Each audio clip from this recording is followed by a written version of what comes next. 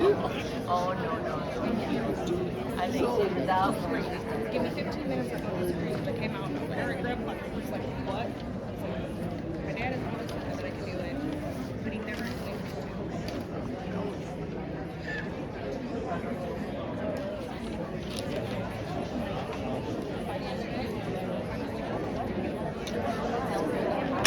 Hour and a half. Yeah. It's not going to work. It drives better.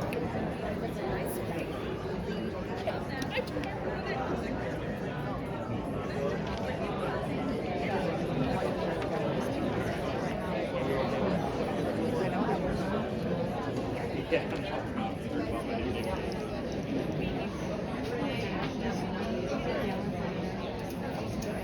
If everyone's mics aren't.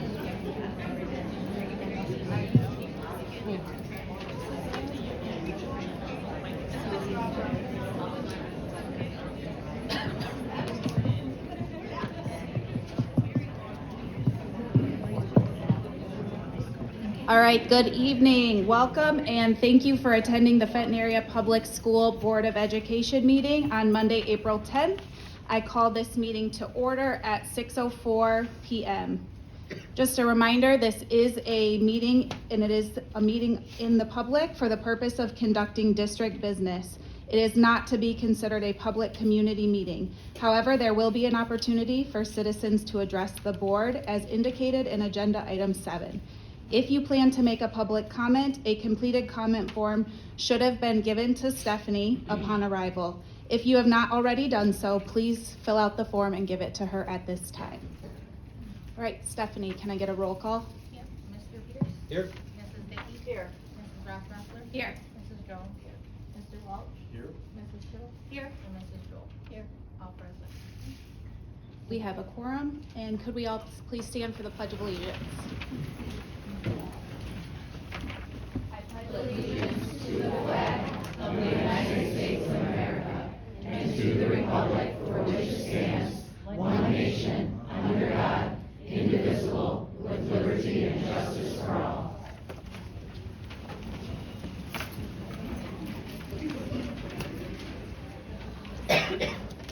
All right, we'll move on to item 4, the approval of the consent agenda, which includes our March 2023 Treasurer's Report and approval of bills, the approval of the regular meeting minutes for March 6th, and the approval of the board workshop minutes from March 20th. I move to approve items 4.1 through 4.3. Support. Okay. Any discussion? All in favor? Aye. Any opposed? Okay, motion carries. All right, moving on to administrative reports. 5.1, school nurse introduction. Dr. Bush. Thank you, Mrs. Rossmaster and members of the Board of Education. I'm pleased to introduce Ms. Andie Schultz tonight as our district school nurse.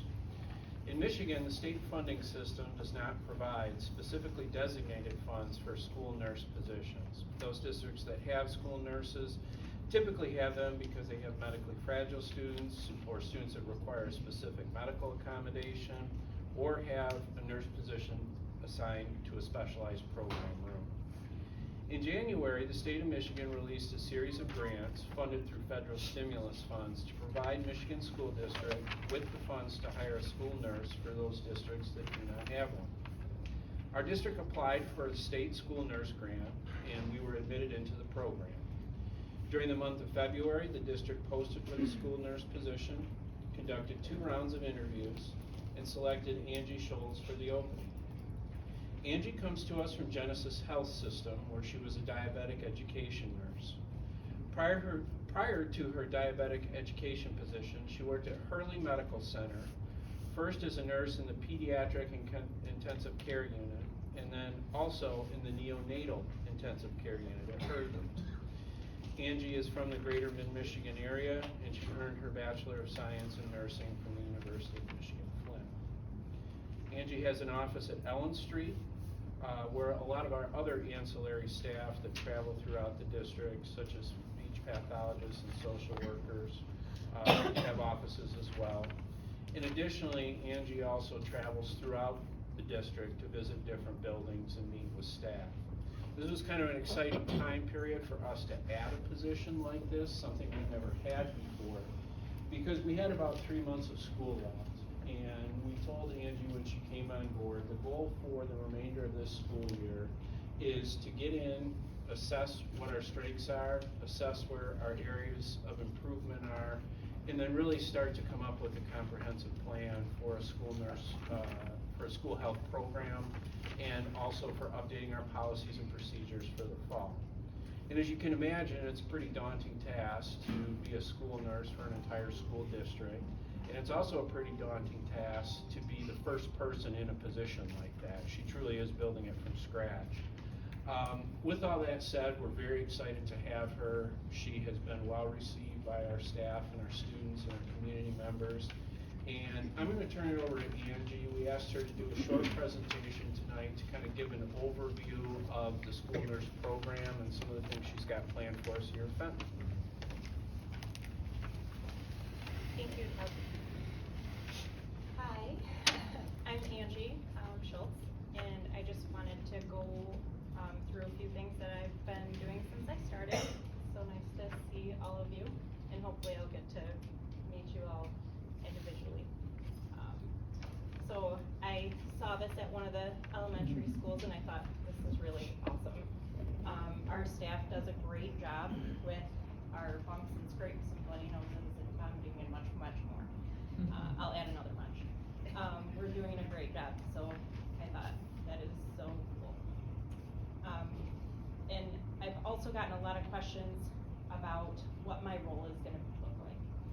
So the state of Michigan is really great at providing kind of a framework for school nurses, even though we don't have a lot of them across the state.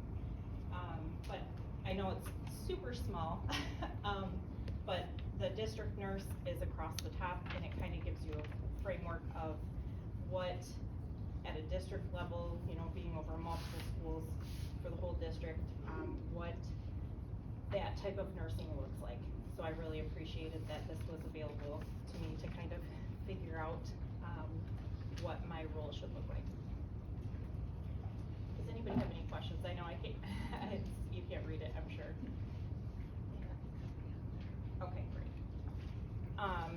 So just getting started, I kind of went around, met staff, kind of looked through our current policies and kind of assessed what's been going on and where we can improve. So I did start with our staff that are administering medications and different types of treatments for students with chronic health conditions. And I found that a lot of our forms are different across the district. And I thought maybe if we have one form, that would be really helpful. That way we can really ensure that all of our policies are being followed. I went through that with a fine tooth comb, and kind of compared it to our laws in our state and across the country, making sure that everything is being followed properly. So I think I did put a form in here that I made, so I think I'll be able to show you in a minute. Also, I was looking at our medical management plans for students with chronic health concerns. We're not using those as much as I think we could to help keep our students safe. So I've been educating on that as well. Also, providing some training to staff for certain students that have been brought to my attention, including a newly diagnosed diabetic student, a student with G-tube feedings, and then all of our medical efforts I'm aligning with Michigan model policies and best practice guidelines, as well as following our district board policies that are in place.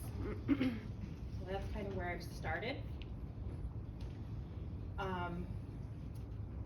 One of the things that I noticed was that our medication administration forms, which I'll show you in just a second, don't actually have all of the information on there that could help us make sure that our policies are being followed.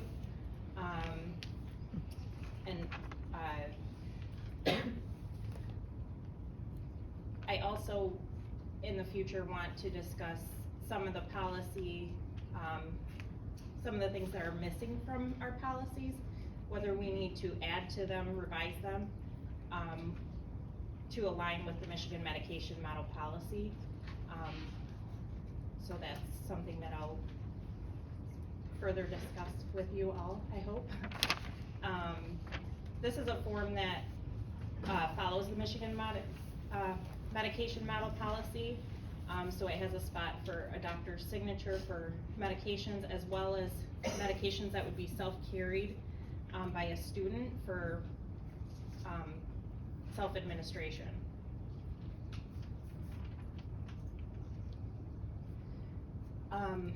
What I'm working on as my next steps and into the next school year, I'm working on training for all staff to help them be able to immediately manage or start managing any common medical emergencies, including asthma emergencies, allergies, hypoglycemia or low blood sugar, and seizures are kind of a lot of the common things that we might see throughout the district.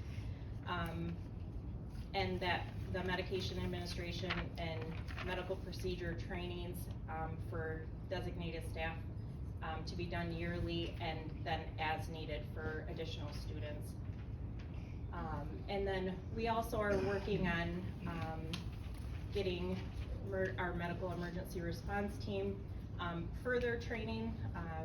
We have a lot of that underway already, and I want to kind of make sure that the team knows of chronic conditions in their buildings and also help them get CPR training and do emergency drills. So I have, in the past, about 10 years ago, I was a CPR instructor, and I have renewed that certification, so I'm ready to help with that. With the long-term goal of, can we get our schools Michigan Heart Safe awarded? I think we are so close. There's just a couple of puzzle pieces that need to go to get that award. So that is a long-term goal that might take just a minute, because you have to have a team, you have to do drills with EMS and that sort of thing, and have enough people CPR trained in your schools. So that's what I'm kind of collaborating with different people to try to get that award. I think that's all I have on there. Do you have any questions for me? I don't, I'm just really excited to have you on board. Awesome. Yeah, so welcome. I'm very excited. Thank you. Thank you.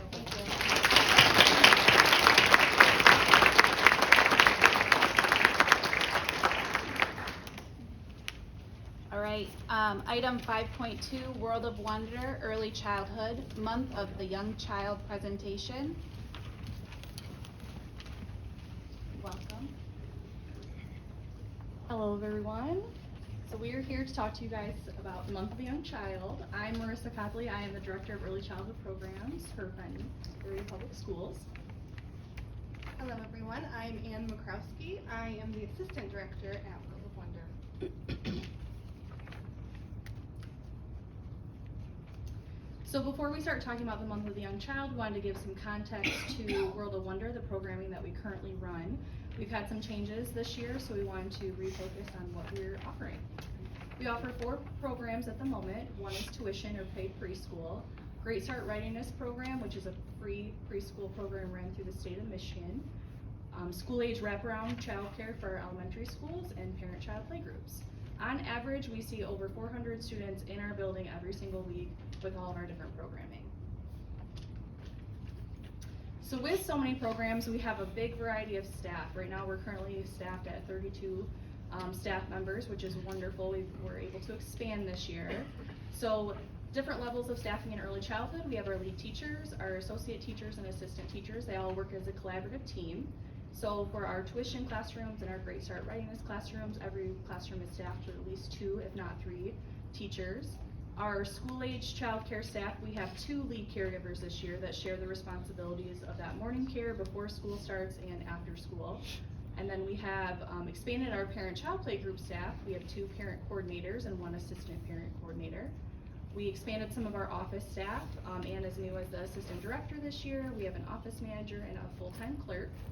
We were very fortunate to have 2 building subs that are in our building daily through the district. And then we expanded our CTE, or college and high school students that come in to work with us. We have 1 from Fenton High School with the work experience program, 4 from the Genesee Career Institute that also attend Fenton High School, and then we recently have 2 Gear Up Academy students who will be starting with us next month. Okay, so you can see here, these are some pictures of our wonderful WOW kids playing at our center. This is our tuition preschool classrooms. Currently we have 4 classrooms. They are multi-age, which means they have 3 and 4-year-olds mixed. And right now we have a half-day program and a full-day option. This year we were able to expand for 1 more tuition classroom. We used to run 3, but we had enough enrollment that we were up to 4. And one of our successes this year is that we are fully enrolled, which is awesome, and we actually have a wait list, so we're hoping to expand.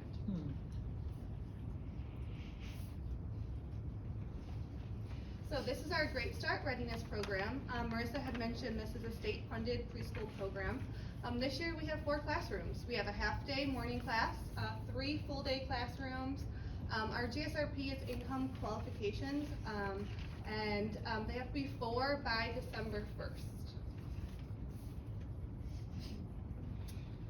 Our school-age wraparound care, we offer, like I mentioned, before and after care, that we coordinate busing with the district to get elementary schools to students to and from World of Wonder. It's offered Monday through Friday. We also offer half-day care for the days that the district has half-days.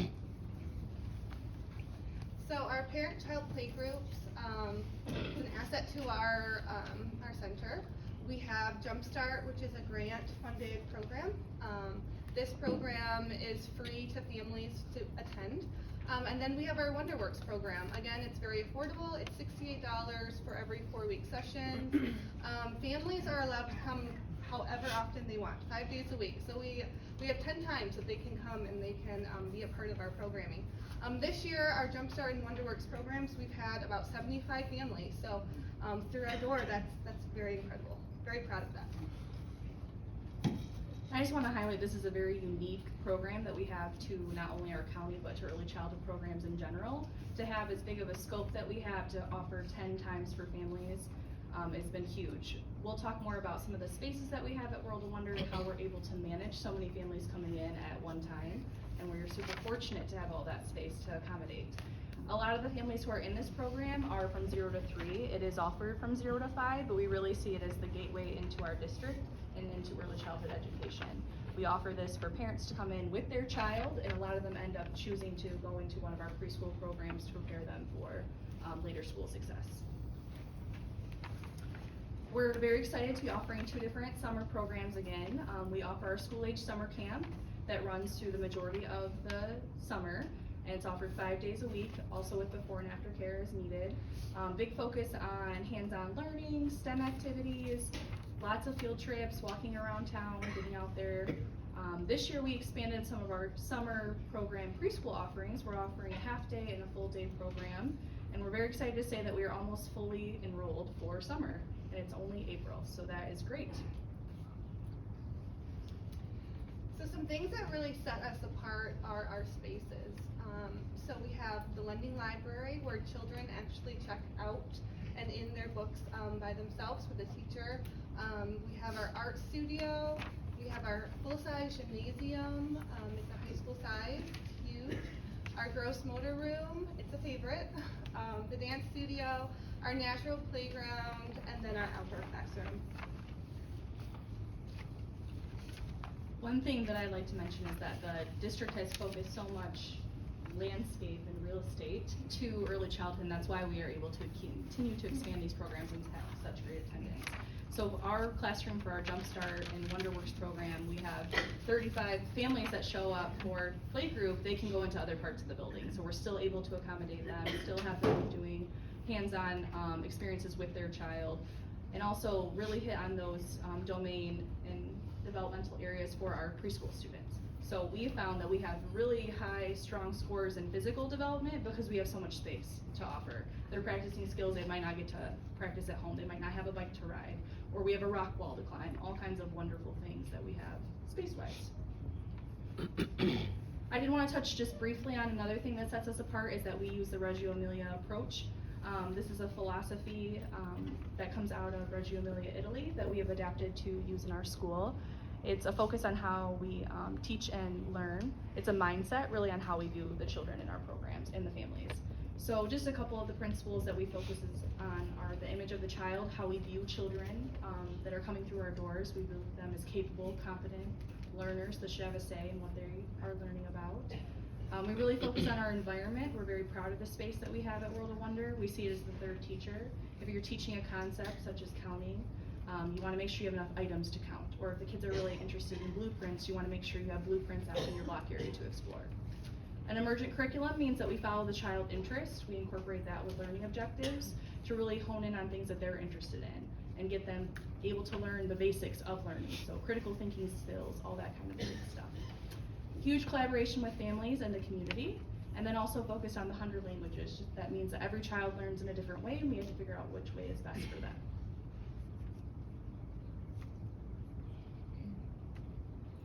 Some of our celebrations for this school year, like I mentioned before, we are fully enrolled in our tuition paid preschool classrooms, also our before and after care. We expanded our CTE program, meaning we have more high school students who are coming in, learning about early childhood education, and hopefully going on to be educators themselves. We have monthly family events. We had some huge turnout this year for our holiday community share. We had, over 50 families that were able to come. And also our Light Up of the Night event that was in February, we had over 200 people attend, which has been the biggest yet. Our major increase in our parent-child playgroup attendance. We had some building improvements that we did. We had a surplus budget that came out of the pandemic with the child care stabilization grants that we were able to get through the state of Michigan. So we were really able to focus on some building updates. We were able to paint in the hallways. We had new shades to all the classrooms. We were able to get some new furniture in our library and our office. And so these improvements have helped how our building is functioning. We were also able to get classroom furniture, which was huge. So we were getting new tables, chairs, dramatic play stuff, materials for all the kids to use. So we've seen lots of great improvements, and everybody's been very excited about that. One of our preschool teachers, Tina Gates, she received the Fenton Education Foundation grant to add more blocks to their construction area. Our parent-child coordinator, Kim Weingartz, was nominated for the Voices for Children Caring Adult Award. Our preschool teacher, Savannah Moore, earned her child development accreditation, which is a degree in early childhood education. We partnered with the University of Michigan Flint Early Childhood Development Center to offer professional development together this year. We have 23 staff who are attending the Michigan Early Childhood Association for the Education of Young Children annual Early Childhood Conference next week, which is huge. It's a great professional development event for us. This year we expanded into 1755 special education services model, and that we've been incorporating in our early childhood classrooms. And we also were building a partnership with Early On to provide early intervention services in our parent-child playgroups. So the month of April is known for the month of the early childhood, the young child. We thought it would be really great to showcase pictures of our center celebrating the young child. Last week, Monday, we did Music Monday, so a lot of our classrooms got together and we had big dance parties, and it was just a huge, great celebration in our center. So on Tuesday of the month of the young child was Tasty Tuesday. So we had one of our programs bring in offerings, your favorite thing to eat. So all the families brought in their favorite dishes, and they partaked in every dish. Every child, I think, tried most everything. And it was a really fun, great event. The kids really got to experience different cultures and really get to see different kinds of foods. So on Wednesday, what was Wednesday? Work Together Wednesday. So this was a great day. A lot of teachers took children and worked together, did projects together. You can see in some of those pictures, teamwork going on, building together, just a lot of kiddos doing things together. Okay, and then on Thursday, it was Artsy Thursday. So you can see some drawing on the sidewalk there, lots of focus with drawing and art, and it was a great day in our center. Just to go back to, really far, just to go back to the month of the young child, every year the governor dedicates April to the month of the young child, and there's a big focus on early childhood. We use this as a big enrollment event, talking about all the options that we have in our center, partnering with centers, going to the big early childhood conference, really just to focus on our youngest and most important in early childhood education. Last thing we wanted to leave you with is kind of the future for World of Wonder. So many of you have heard the governor has proposed to increase early childhood funding through Universal Preschool and the Great Start Readiness Program. And so we have asked for more slots. We are very hopeful. We have a lot of families who would benefit from free or partially paid for childcare, especially in our area. So we've asked for more slots. We're very hopeful. We're hoping to expand into infant and toddler care. I'm sure many people who are familiar with early childhood know someone who cannot find somewhere to take their infant or toddler for childcare. So we're hoping to expand at World of Wonder to have infant toddler care in the future to help with those families. We're going to continue to support our staff in earning credentials through Teach Michigan, which is a scholarship program, to continue to have the most highly qualified staff that we can offer through our district.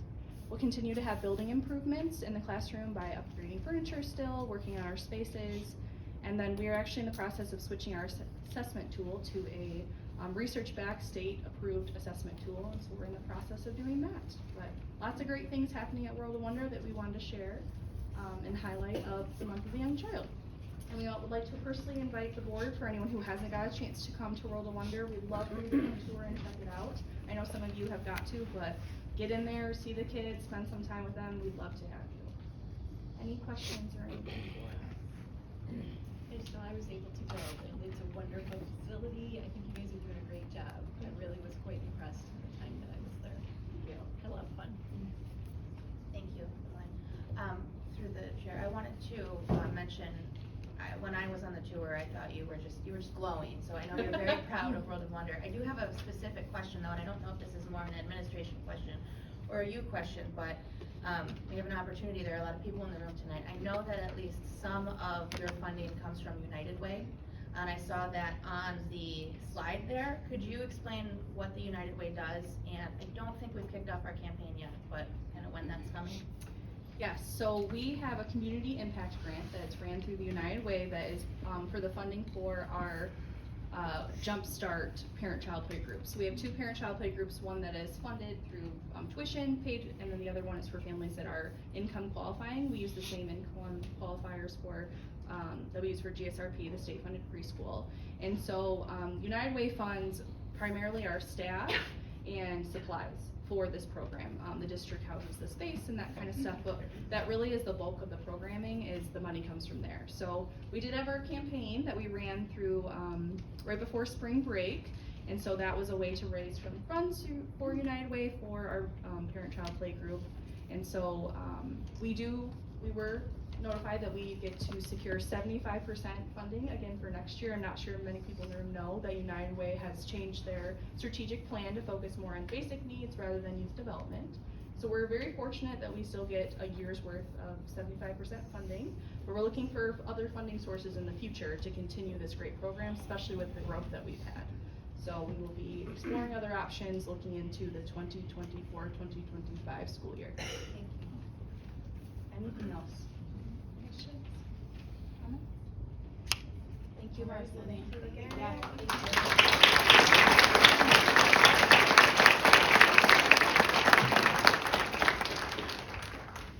Okay, 5.3, we have our first reading of the Neola packet 37-2, Superintendent Heidie Ciesielski.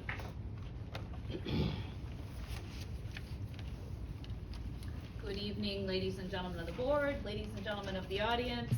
This is our first reading. Our policy subcommittee met a few weeks ago, reviewed some of the new policy updates from Neola. We met with Wayne Wright, who was our Neola rep, and Neola is kind of our policy guidance that we take from Neola. There's a couple of different vendors that districts can use, but Neola is the vendor that we use for our policies. So first policy up for review is policy number 2623 under student assessment. This was revised from 2017. In the policy there were pronoun changes. A paragraph was added to indicate that the superintendent is responsible for assessment and should appoint a responsible individual. Then also the duties were included as to what that individual would do. In our district, that appointed person is our Executive Director of Teaching and Learning, which is currently Melissa. Policy 6325, procurement of federal grants and funds. This was revised from 2022. Not all federal grants are required to comply with the Davis-Bacon Act, and so this policy updated that. The policy has changed to reflect that update. Districts need to review grants. Each time a district is eligible for grants, we'll have to review that to see whether we have to abide by the Davis-Bacon Act. And then we follow that. Policy number 8390, animals on district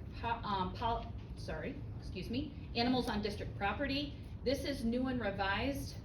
It's new to us, but it was revised from 2015. There have been numerous requests from districts regarding adding language for support animals. The definition for the animals was updated along with the change in the CFR, which regulates service animals. The optional language was added for the definition of emotional support animals and therapy dogs. In this district, we are firm believers in therapy dogs, so we wanted to adopt this policy. As there is also a paragraph added for non-service animals, and then how those therapy dogs are defined. Policy number 8400, school safety information. This is revised from 2021. The revisions to the policy reflect current state law, updates to the paragraph for who is responsible for the requirements of the law, and then also encourages regular meetings annually and defines the responsibilities of a liaison. It also talks about the emergency operating procedures under this policy, which we currently work with the ISD, and Officer Cole, who's here tonight, works with the ISD to ensure our emergency operating procedures are updated. So policy number 1615, 3215, and 4215 are the use of tobacco by administrators, professional staff, and support staff. This has been revised from 2019, all three of those policies. These policies all have the exact same changes.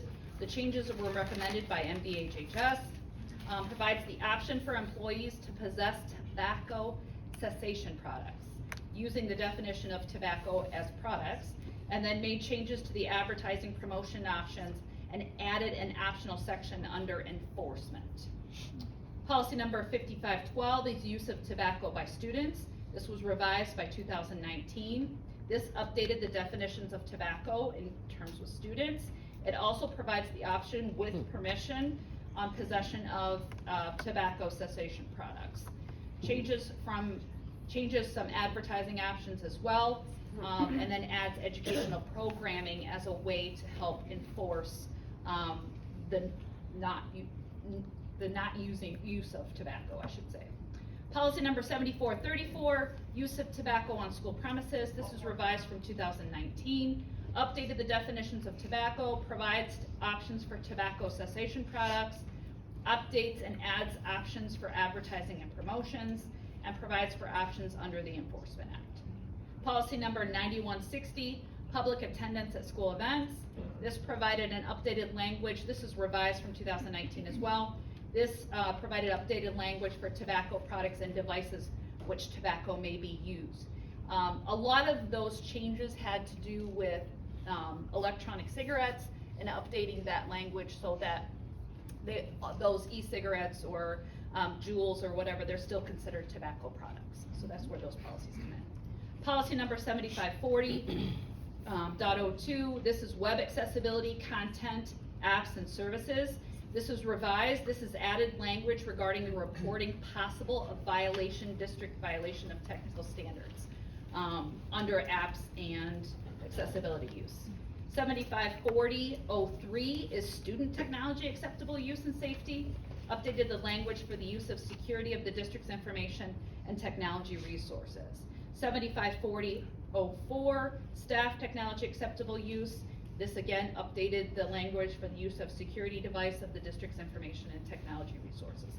This, a lot of these policies come from the recent swatting and some of the other hacking that has gone on with school districts or other municipalities. So that's where these policies are coming into play. Policy 8300, continuity of organizational operations plan. This was revised, very few changes, only a couple of words were deleted in that policy. Policy 8305, information security, added language regarding training for information security. Violation of the policy may lead to discipline. Our teachers that are in the crowd tonight can attest to the phishing training that they're currently getting throughout the district, which is part of that policy. Policy 8315, information management. This is also a revised policy. The language was added to expand the definition of ESI and electronic media. Policy 9700.01, advertising and commercial activities. This is revised, added language regarding the feasibility of advertising. Vendors need to stay within the district's policy according to technology. Other than that, there are some administrative guidelines there, board that accompany these policies, but that is the first reading of those policies. We'll have a second reading at our next board meeting. Any questions?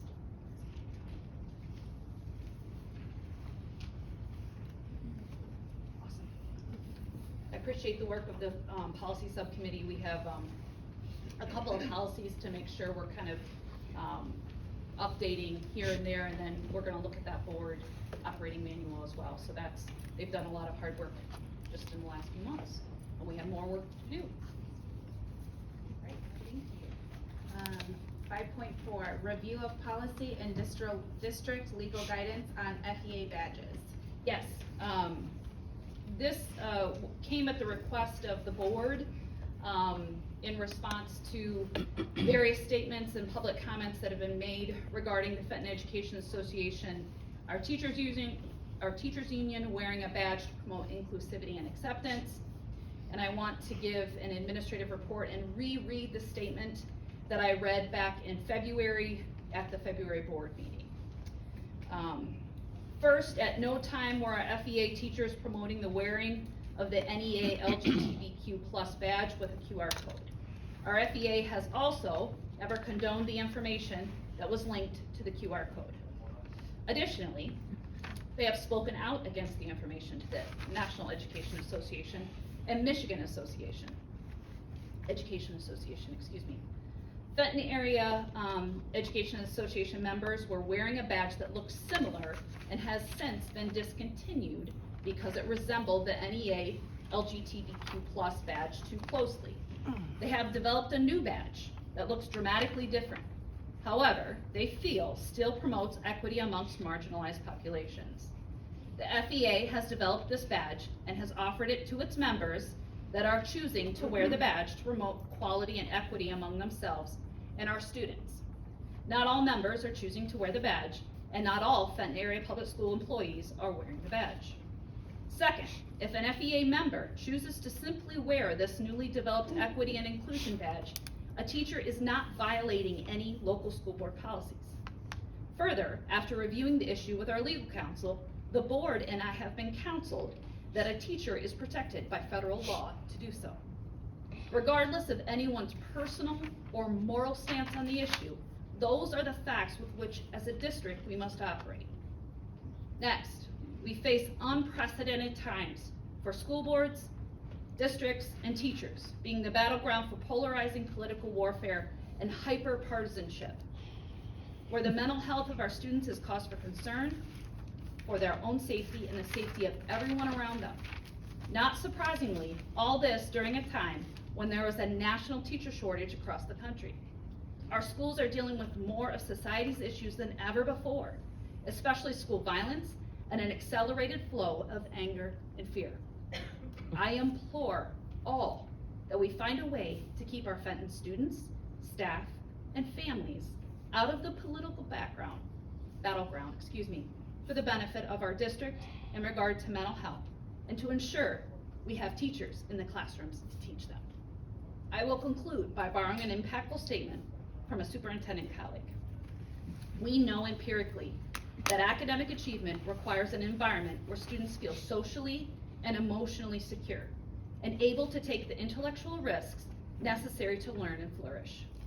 Building that environment means having schools and classrooms where all students feel seen, known, cared about, included, and supported, where diversity of thought, culture, and background that defines us all is welcome, and where all children and adults feel they belong. Surely, we can all agree on that. Thank you.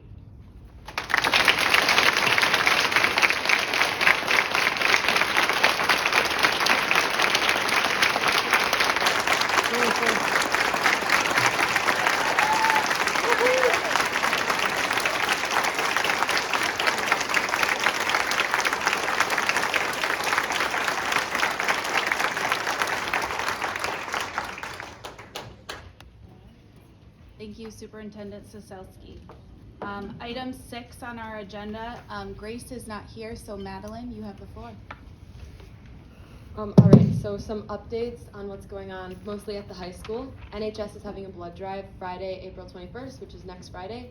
So that's open to everyone who would like to sign up. You can sign up through Varsity Blood, and anyone can donate if there's a slot available. Spring sports are in full swing. Most sports have had a contest by now. It seems to be going well. Everyone's happy that we finally got some sun. We started a prom dress donation drive. That's a new initiative this year. It's kind of spearheaded by me and a couple other seniors in student council, and student council has funded it with $1,000 to reward the donors with a $20 voucher to help go towards their prom ticket. So it's lowering the cost of the prom tickets, and then we're also providing prom dresses for $25 for those who would like a cheaper option or want to reuse and recycle. So we're just trying to lower the costs overall, and that $20 is to kind of help inspire some donations, because it can be hard to part with a prom dress. Yeah. And then we had the NAHS induction last week, which is the National Art Honor Society. That's our first group to be inducted, and we were very excited about that. It went smoothly. You can see our art show still up. Mr. Pierce was there to support us, and we are currently drafting a mural to go down in the art hallway, because the arts hallway is actually one of the only hallways that doesn't have a mural, ironically. So, yeah, we're working on that right now. And then I do have another announcement. I'm going to kind of switch gears for that one. I'm going to take the podium, I think, yeah.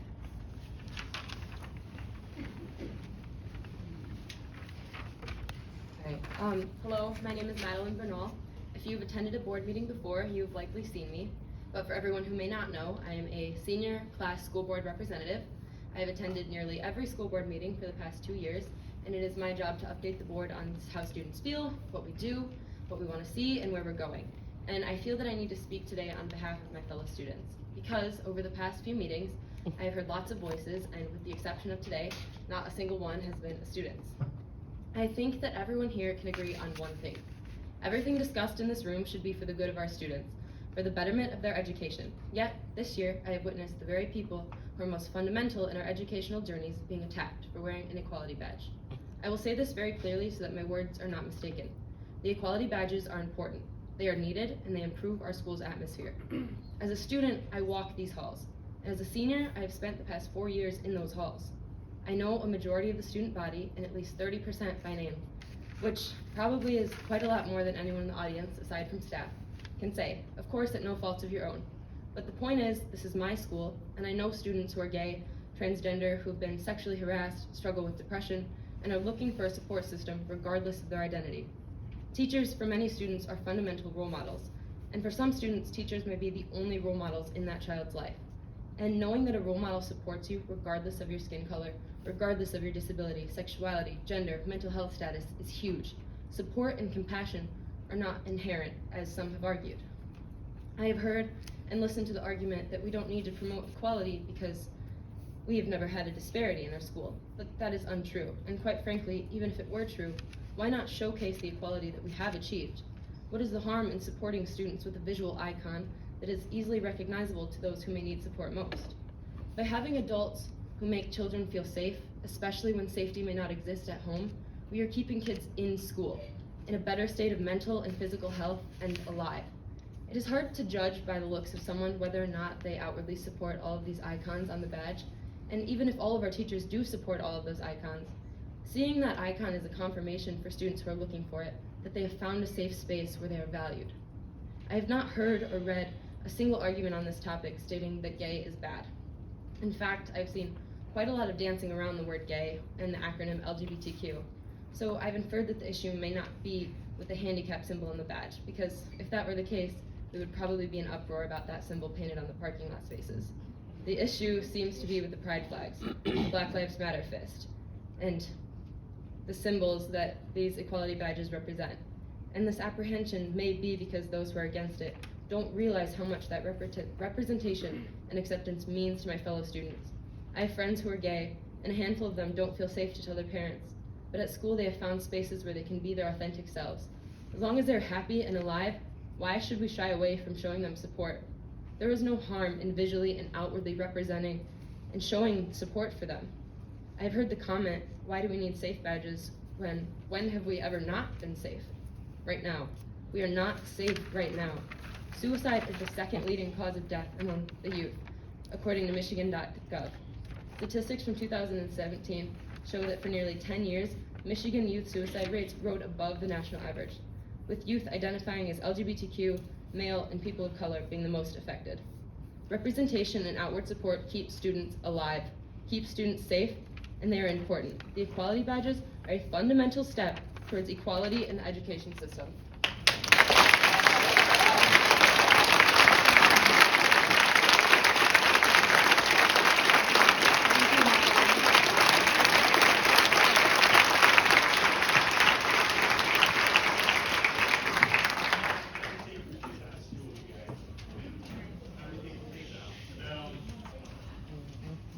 Okay, we're going to move on to item 7. This is the opportunity for citizens to request to address the board on agenda and non-agenda items. All comments or concerns should be directed to the board and will be limited to 3 minutes. Mrs. Jones will be helping keep time and interest because we have quite a few tonight. So at 2 minutes and 30 seconds, she will raise her hand just to let you know that your time is coming to an end. And when you hear the timer go off, please be respectful and wrap up so we can make sure everyone has a chance to speak tonight. Please be advised this is not an opportunity for participants to converse in two-way communication with the board, but for the board to hear comments or concerns. If warranted, school administration may respond at, before, or at the next regular scheduled meeting.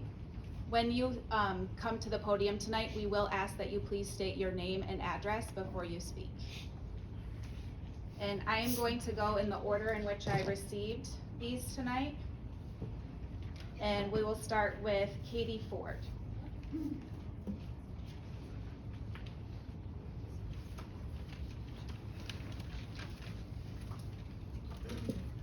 Hi, I'm Katie Ford. I live at 5375 Deer Trail.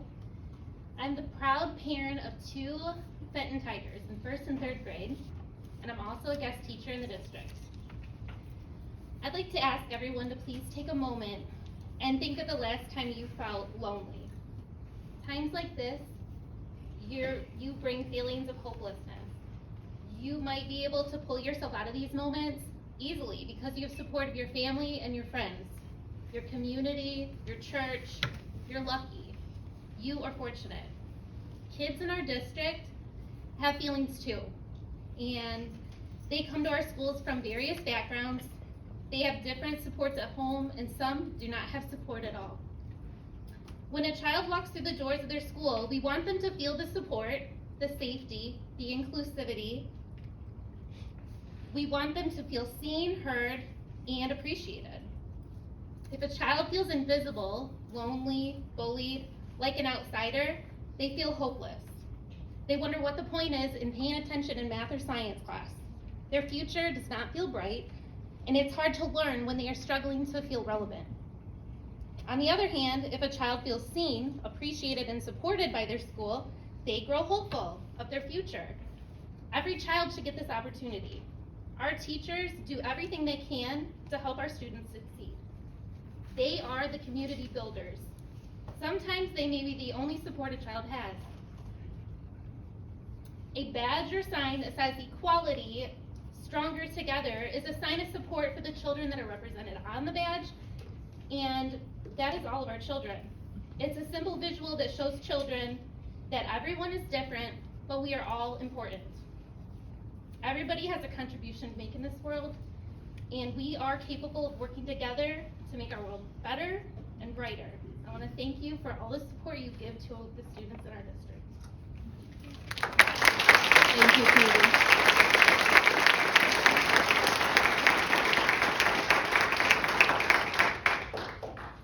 Rebecca Bishop. Good evening. My name is Rebecca Bishop. I live at 807 Briarwood Lane. I'm in Fenton, Michigan. I've lived in Fenton for more than a decade. My daughter graduated from Fenton High School last year, and my son is currently a sophomore. Sorry, I get choked up at everything.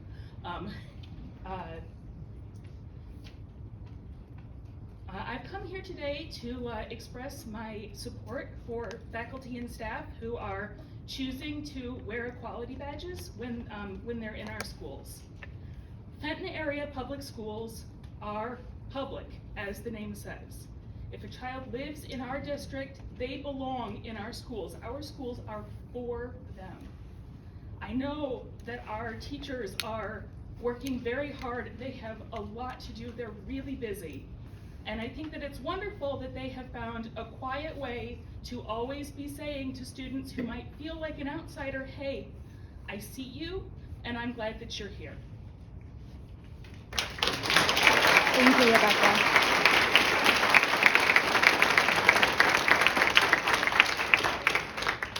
Lienelle Stolmack.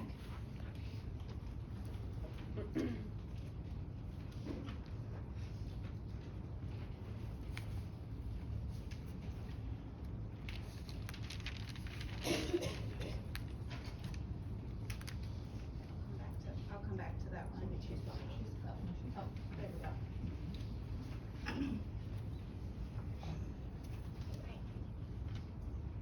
Good evening, quite good turnout. I am Lienelle Stolmack. I have 2 students in the district, 3rd and 2nd grade.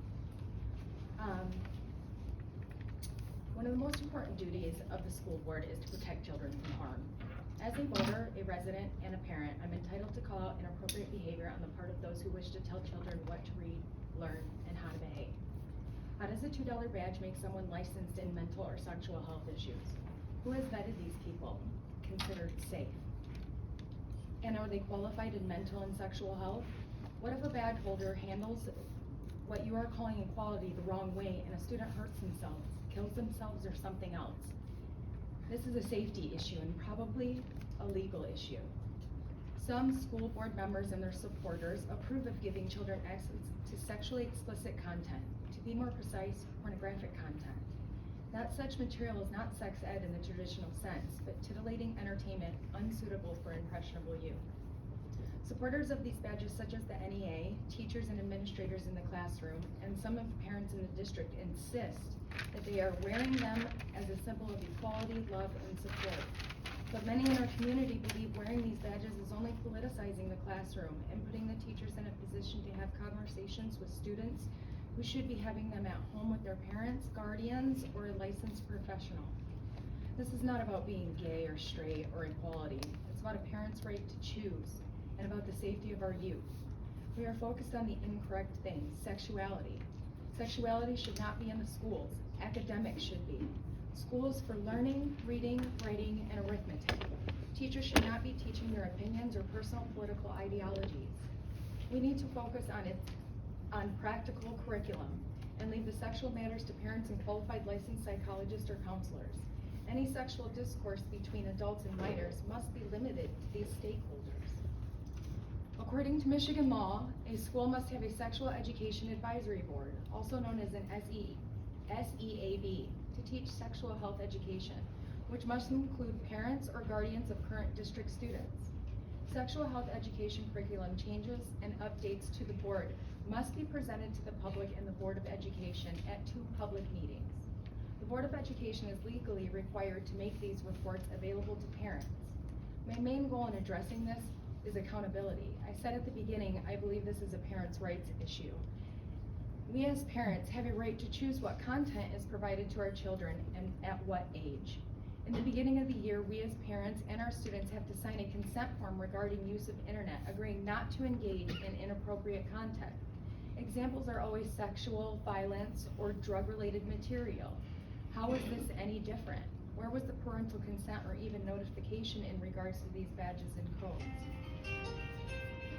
I am not the first, and I will be far from the last parent or guardian to be concerned by this entire situation and the current agenda being pushed. We are concerned, we are listening, we are standing up for our youth. We implore you to do the same. Thank you. Thank you, Lienelle.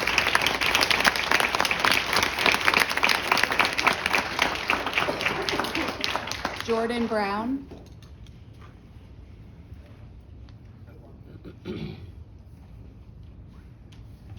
Hello and good evening. Can you guys hear me okay?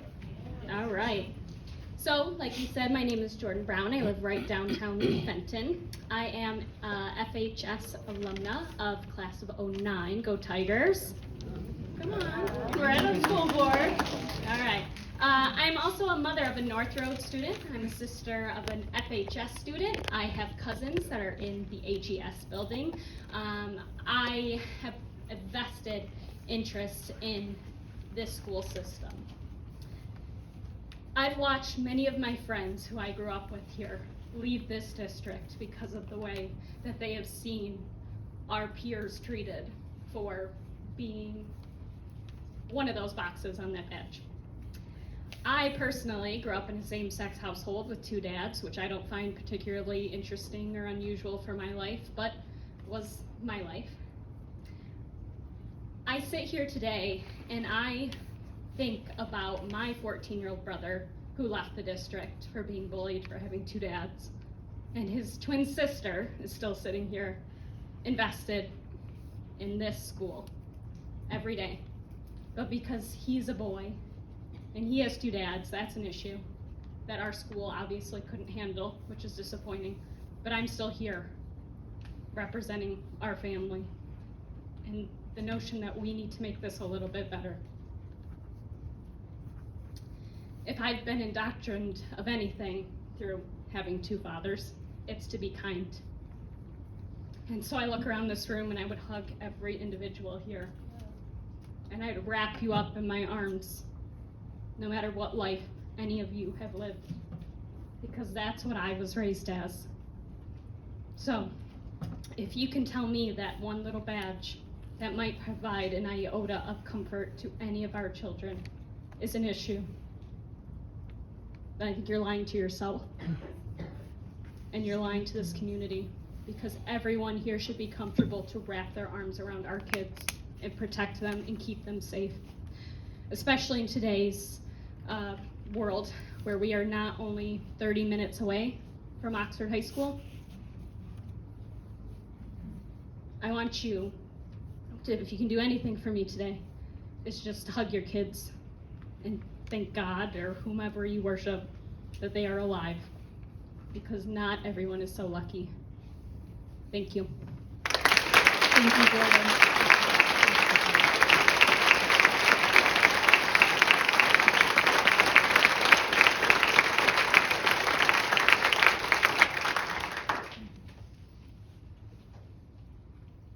Okay, we have Wendy D, and I apologize if I mispronounce anyone's name. Sorry, Wendy. Could you please give me the correct pronunciation? Wendy Dillahay. Dillahay, excellent. I'm Ross Messler, so I get it all the time, and I apologize. No problem. And I live at 118 South Beach Street in Flushing.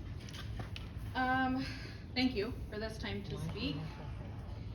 As the parent of an LGBTQ kiddo, and someone who has worked in the public school system for 5 years, I am thankful for Fenton Schools for supporting and including children like mine. I lend my support to those who are including and educating children to set them up for success, and it seems that Fenton Schools are going to be on the right side of history. In reference to the flyer that was shared on social media regarding the schools, thank you for whomever posted that, because otherwise I would not have known what a fantastic job Fenton is doing for our kids. One of the questions, we want answers. I want answers too. Why would teaching the true history of a group create victimhood? Learning of the past and about one's cultural history only strengthens one's sense of self. Teaching about race relations in the US and the history of the LGBTQ community creates strength and confidence in our youth. Equality is equality. How is there a false equality happening? I would say the definition of a false equality would be when someone oppresses another in a feat of further oppression and claiming equality by means of gaslighting. How is anyone promoting division here? When acknowledging and lifting up the marginalized and oppressed, unity is created. Learning of the plight of others creates empathy, which leads to understanding that creates inclusion. From all I've seen, Fenton Schools have been following the Michigan Board of Education guidelines. I would like to know what policies Fenton is breaking in regards to that flyer. Thank you for being a safe place for our kiddos. I work with many organizations to support the LGBT community. If any best practice PD may be needed in connection with working with our LGBTQ youth, please reach out. I have plenty of information. And thank you. Thank you, Wendy.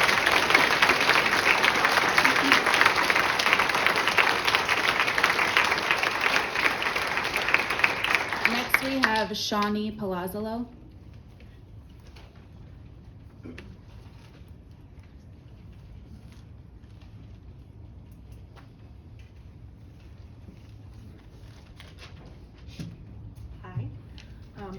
My name is Shawnie P. I live at 5400 Blossom Lane. I'm the parent of 2 Fenton Tigers and a guest teacher in the district. And I've been expecting this. This has been going on across the country at school board meetings for a while now. It was only a matter of time before it made it to Fenton. What is happening has nothing to do with this badge. These are symbols of representation. These are symbols of inclusion. There's nothing offensive or upsetting about it. It's ridiculous that anyone would have the right to ask the school board to ban this badge because it makes them feel uncomfortable, or because they think it's something that it's not. Life is uncomfortable. Reality is not simple, but there are options. Anyone that does not like what's going on in public schools can send their kid to private school, or they can homeschool. Public education is for everyone and should continue to be designed as such. If you are not a member of a marginalized group or the parent of a child represented on this badge, you would only understand its importance if you took the time to learn. It's your choice to learn or not to learn, but you don't get to take away someone else's right to learn. I want my kids to learn about all kinds of people. And I explained this shirt to them today, and they weren't traumatized or indoctrinated, they were educated. It's a big difference. I would like to reference a statement made by a school board member on Facebook concerning the badge. She thought we didn't have an inclusion problem here. That was a very disappointing point of view. Hoping everyone has the best intentions is the very least that we can do. Inclusion doesn't happen in a vacuum. Inclusion happens because people, like teachers, facilitate it. So I asked the concerned members of the community looking to ban this badge to respect our teachers and school board and move on. We voted in November. We decided. Don't jump on the chaos train because a failed political candidate told you to. He lives hours away and is fundraising off the false outrage he is creating. The reality is that this movement seeks to dismantle public schools in favor of a voucher system where kids can be denied an education altogether. It would be devastating to our community. If you know that truth and you're still on board, that's a problem. And if you don't know, you should figure out who's pulling your strings and why. You may be horrified to know what you're really doing to your community. Thank you. Thank you, Shawnie.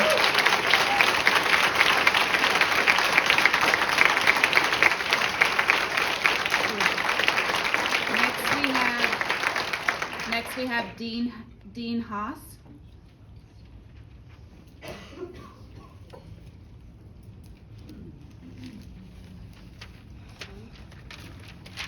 Dean Haas, live on Walnut Shores, Fenton, Michigan. Property paying on 3 properties in Fenton. Don't like where my money's going. The Fenton School Board has said that they are not part of this. This is an FEA thing. Yet I have an invoice right here that says that the Fenton schools invoiced FEA for equality badge order, supply, print, and produce. So you've been telling us that you were not involved in this at all, but you are. The school actually produced these, not the FEA, not the teachers, the school board. You created these badges. These badges, I'm all for equality, but let's make everybody involved in this. This does not create everybody. It's very disparaging to me and to my children because they're not included in this equality badge. She talks about how it's so important for just certain groups to be provided on this. No, if it's equality and inclusion, it should be for everybody. Everybody should be included on this badge, if that's what it truly is for, which I don't believe it is. Thank you. Thank you, Dean. Jim Sanchez.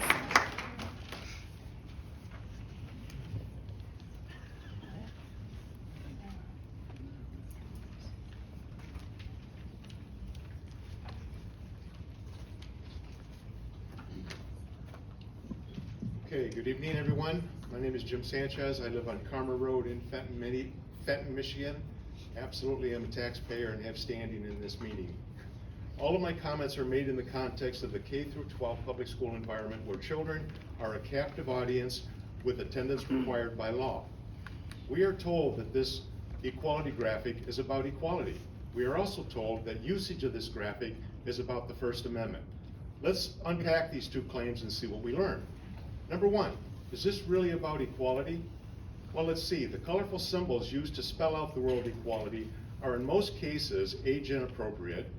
They are culturally divisive, not inclusive of all students, disparaging of those not listed, potentially racist, and the symbol representing the letter T promotes an absolute falsehood. The male and female sex symbol are not equivalent. Everyone knows this. If there's a genuine interest in promoting equality, how about this? We hold these truths to be self-evident, that all men are created equal, that they are endowed by their Creator with certain unalienable rights, that among these are life, liberty, and the pursuit of happiness. Or how about these last 6 words from the pledge we gave to start this meeting, with liberty and justice for all. These are strong equality ideas that endure and are surely aligned with K-12 curriculum. How about some enthusiasm promoting these ideas to young minds?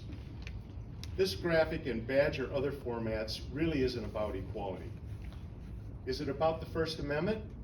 Well, I can tell you after deep consultation with a few constitutional lawyers, I have to say yes, I think it is, but not how most people think of the First Amendment. In writing for the majority in West Virginia Board of Education versus Barnett, former Supreme Court Justice Robert H. Jackson wrote, "If there's any fixed star in our constitutional constellation, it is that no government official, high or petty, can prescribe what shall be orthodox in politics, nationalism, religion, or other matters of opinion." Here in Fenton, we have the following situation. Teachers and board members, agents of the state, by wearing this graphic as a badge, are using their power positions to compel speech, thoughts, or beliefs upon students outside of approved curriculum that they otherwise would not form on their own. K-12 students are a captive audience. School attendance is required by law. Any agents of the state compelling speech, thoughts, or beliefs is a First Amendment violation of student rights to their own conscience. West Virginia Board of Education versus Barnett. Further, I argue these badges are a marketing material that when displayed in the classroom projects subliminal visual messages to student minds. These materials are deliberately created with the same visual flair as children's cereal boxes to entice engagement. When students are exposed to subliminal messages which are without their knowledge and consent, They are deprived of their constitutional right to choose the speech and thoughts to which they would either embrace or decline to That's embrace. time. This is a violation of First Amendment right of freedom of thought. Thank you. Thank you, Jim.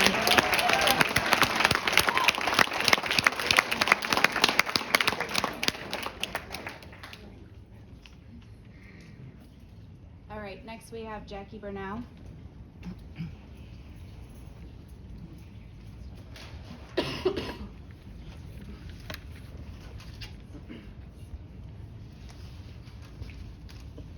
you hear me okay?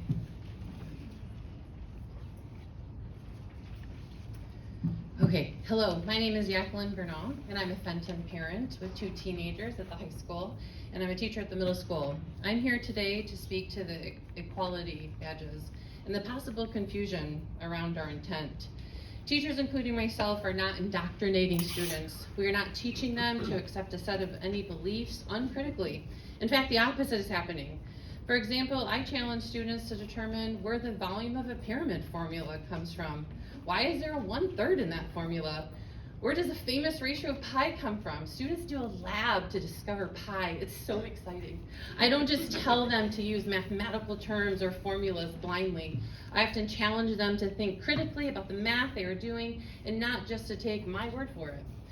Currently, of the 1.38 million students enrolled in Michigan's public schools, there exist underrepresented minority groups. 18% are struggling with anxiety or depression. 15% have IEPs for physical learning disabilities, including ASD. 8.7% identify as part of the LGBTQ+ community. 33% are students of color, African Americans, Hispanics, Asians, Native Americans, and multi-race students. These numbers are not just numbers of underrepresented students. They are our students. We have the Positivity Project in our district as our character education program. We talk about empathy. We explain being empathetic doesn't mean allowing someone to hurt you or to bully you, because the bully is often themselves hurting, nor does it mean you are responsible for that person's feelings or actions. However, it allows you to use the understanding of someone else's struggle or experience to guide your actions. What you are in control of is how you act, and those actions should not impede someone else's well-being or learning. So why do I choose to wear the equality badge? It's not indoctrination, it's one word: empathy. I wear this badge so students clearly see. I see them. I am not black, but I will do all I can do to combat the achievement gap in my classroom. I am not a lesbian, but students of gay parents who may identify as gay, lesbian, queer, transgendered will not be afraid to be who they are in my classroom. I am not a male, and I cannot fully know the pressures our society puts on males to be emotionless. But the young men in my classroom will have the opportunity to grow emotionally and intellectually. I may not have a learning disability, but students will know I will accept them where they are, and I will help them achieve their goals.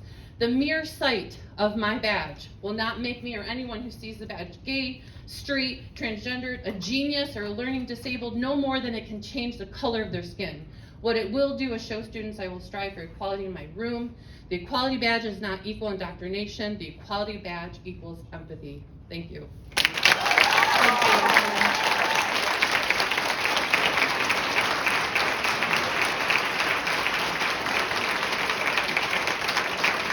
Jennifer Wright.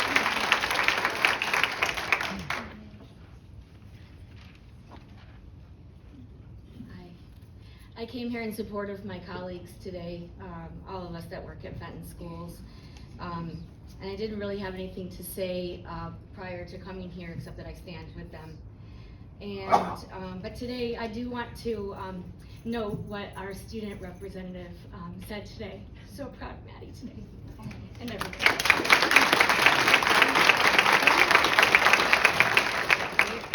One of the things that Maddie said was that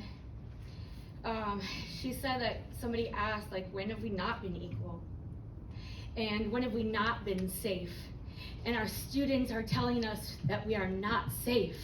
And if we don't listen to our kids, right, that's a problem, because that's why we're here. And all of them need to know that they're all supported in our classrooms. And we're gonna do that every day, whether you take away our badge or not. It doesn't change what we do and how we support our children and your children, our children.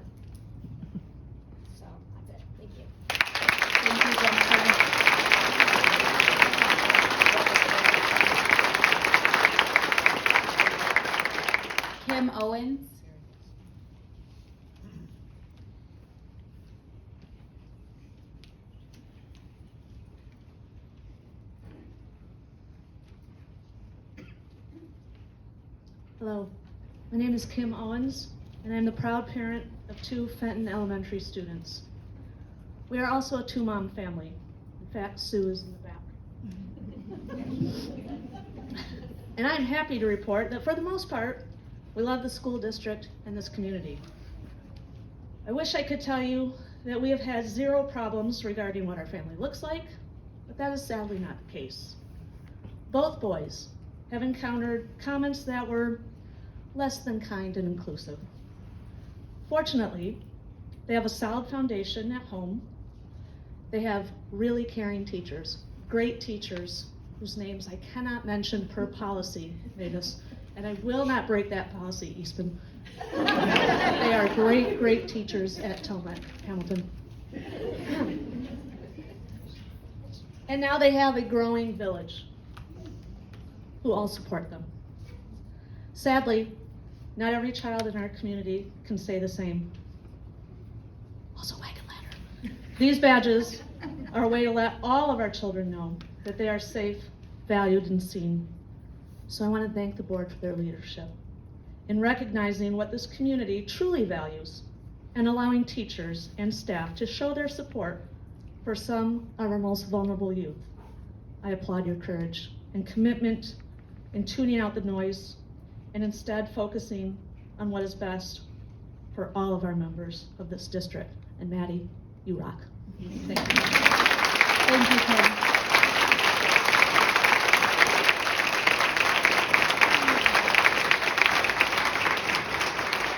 Natalie Perkins.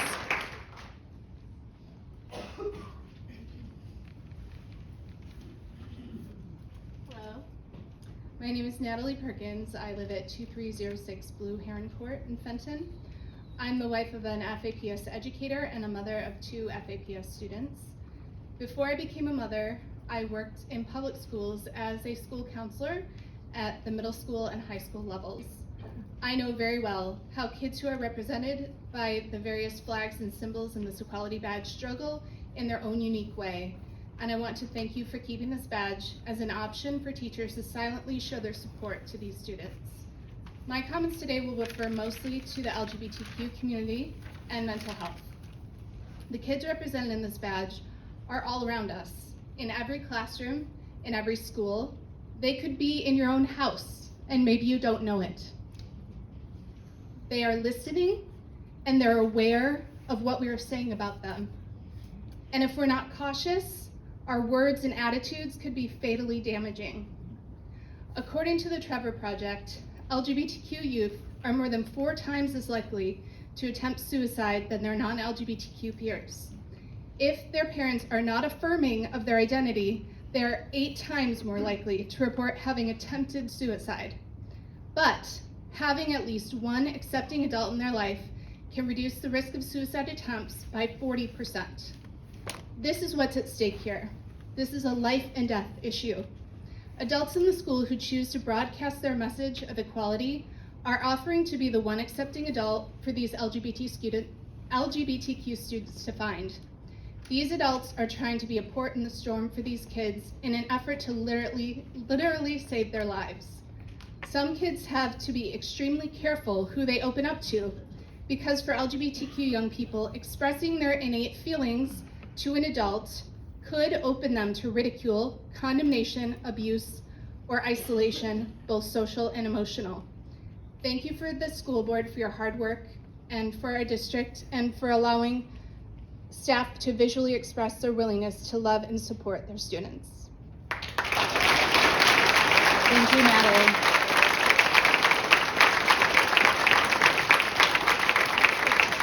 Jason Teddy.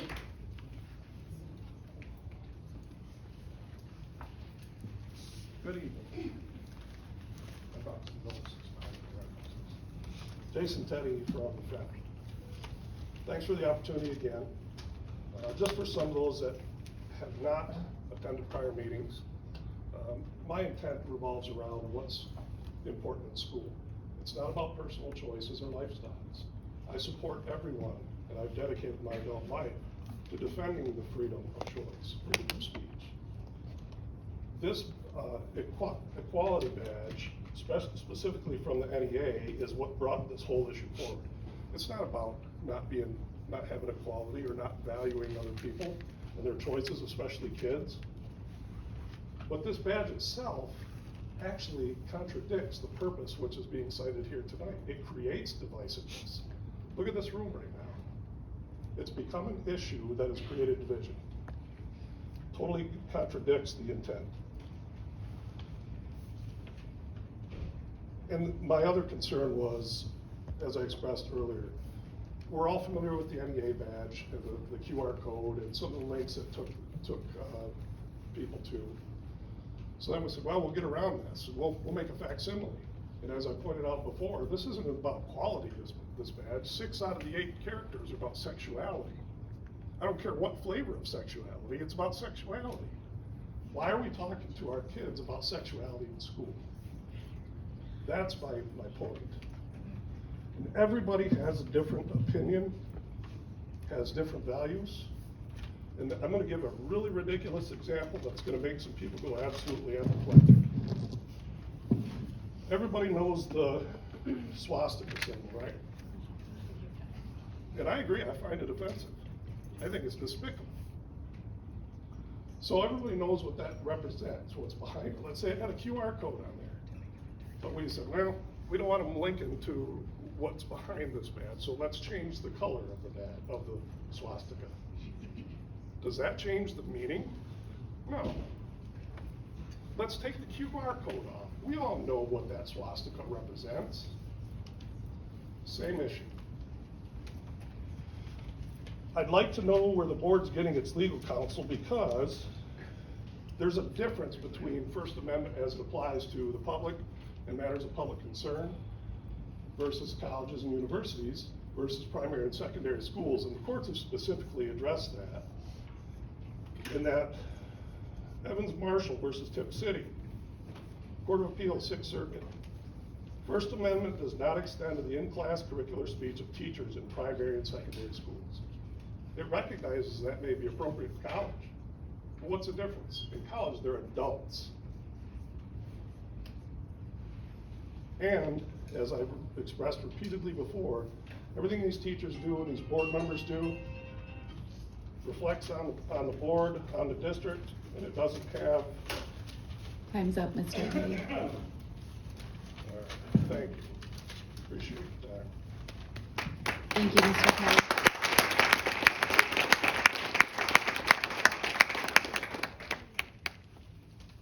Emily Newberry.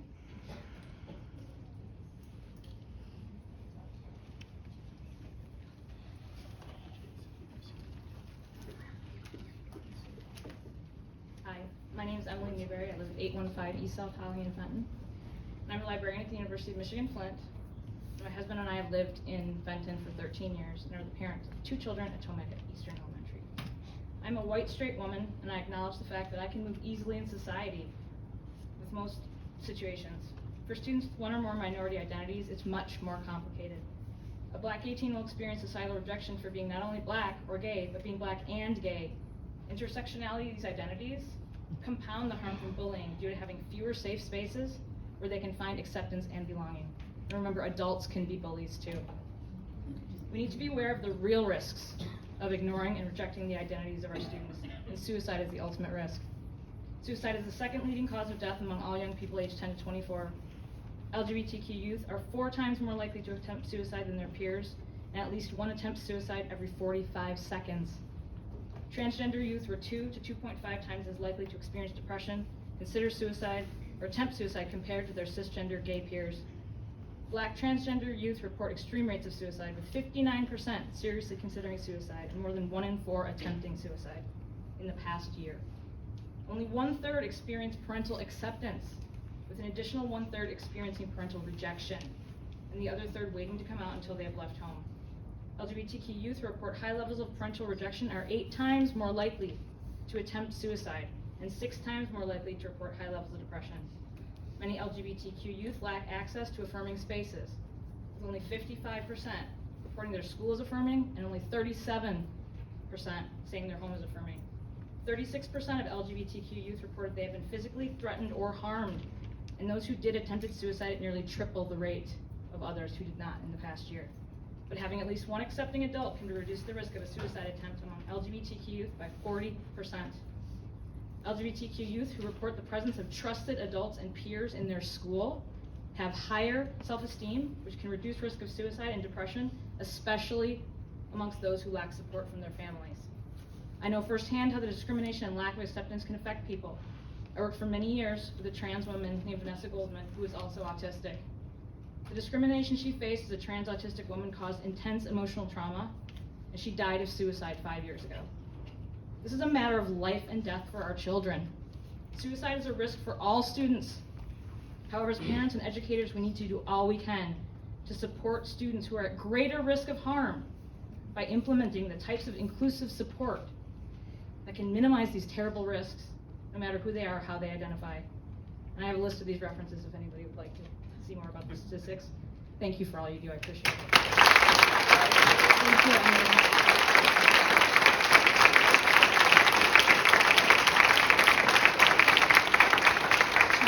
Carter.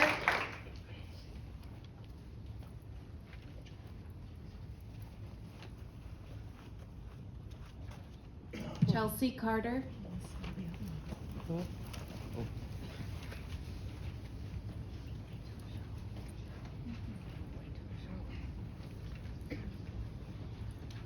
I'm Chelsea Carter. I live at 240 Pontchartrain.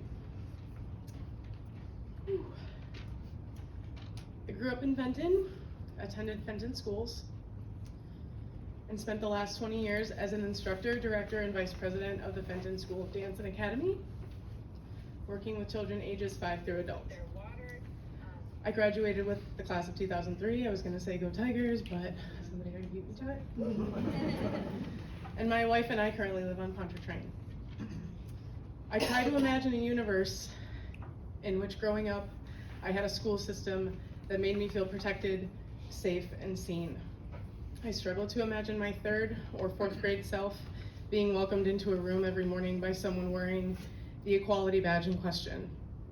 What a difference it would have made for me at the time. Truly, and that is why I'm here tonight.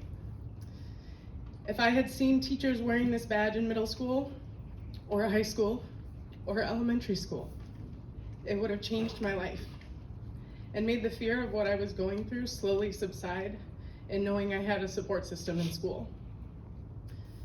To have a silent, visible gesture letting me know every day that my teachers cared and that if I ever needed a safe space, those adults would have provided it for me.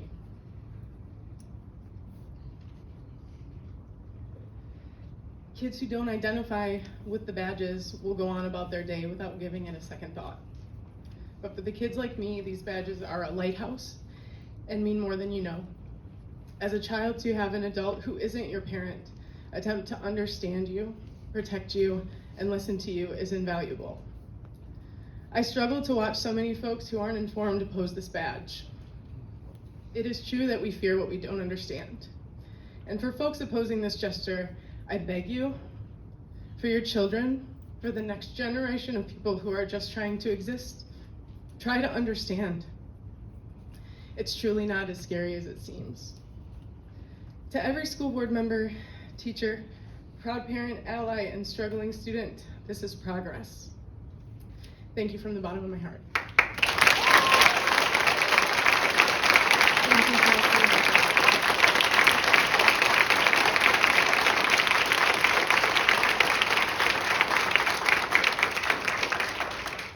Tammy Strzelecki.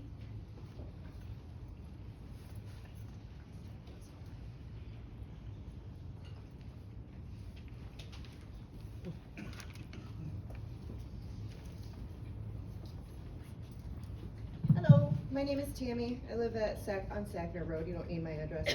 I'm a local business owner and a mother of 2 elementary students who attend Fenton schools. I had the absolute joy of meeting with students in the elementary school for career camp back in March. That was fantastic, getting to see all those happy little faces. Lots of questions and healthy questions. I have also chaperoned events in my children's classes, and it has always been an absolute pleasure. I would like to thank the school board and staff for their acceptance and work towards equality. I have seen firsthand how you have backed my own child who has dealt with bullying in the last few weeks. There has been immediate action to stop the behavior, and my child has had ongoing social work and teacher support. Allowing my child to continue to grow into who they want to be, to enjoy what they want to enjoy without persecution from children or adults, is very important. And so I thank you for that opportunity of a visual representation that my child knows is safe. Thank you for the equality badges, and I appreciate all the teachers and staff who are wearing them voluntarily. Thank you very much.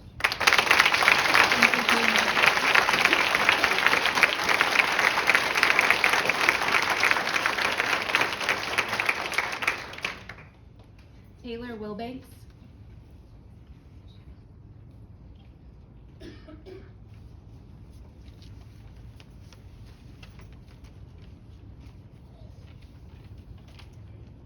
Hello. Members of the board, thank you for the opportunity to speak in front of you today. My name is Taylor Wilbanks, and I live on Pontchartrain Drive. I do not have children that attend Fenton schools. I am not a teacher in Fenton schools, but I do pay taxes that support Fenton schools, so I have a vested interest in these institutions. My wife and I are also, well, married, and we know what it's like to live life as white queer women. The equality badges sported by Fenton teachers has resulted in rigorous debate, some of which has been reduced to ugly allegations and comments towards educators and school board members. I applaud this board's patience during these moments. More importantly, I applaud this board's support of educators who are working to make Fenton schools a more supportive and inclusive space, because this kind of environment, as we've heard, can be life-saving for students. The 2022 National Survey on LGBT youth mental health found that 45%, which is nearly half, of LGBTQ youth had seriously considered attempting suicide in the past year. It also found that 14% of LGBTQ youth had attempted suicide, and that figure jumps to 25% for transgender and gender nonconforming youth. 2, the study found that LGBTQ youth of color are significantly more likely to attempt suicide than their white LGBTQ peers. Thankfully, we know what interventions are available to help stem these statistics, and they require literally nothing else of us but kindness. LGBTQ youth who found their school, where they spend upwards of 40 hours of their week, to be LGBTQ affirming, reported statistically significant lower rates of suicidal ideations and attempts. Whether they're students of color, LGBTQ, neurodivergent, struggle with mental health, use mobility devices, visibility for marginalized youth does not mean less for others. Representation is not a pie. By making it clear that our school system supports minority students, we are in fact making it clear that we are a safe and supportive space for all students. I applaud the school board's support of teachers looking to make their space more inclusive, and I encourage you all to continue allowing teachers the opportunity to wear, or not, if they so choose, badges that advance kindness and inclusivity in their classrooms. Thank you.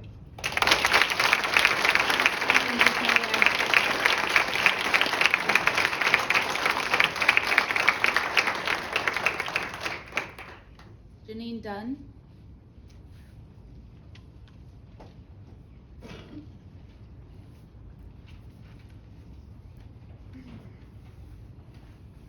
First, I would like to thank Mr. Pierce for his role in my daughter's educational experience. She was a student in your class in the fall of 2021 during the unscientific masking mandate, when Mr. Pierce decided to take it upon himself to label a water bottle with the words mask trainer and spray students in the face if their mask fell below their nose.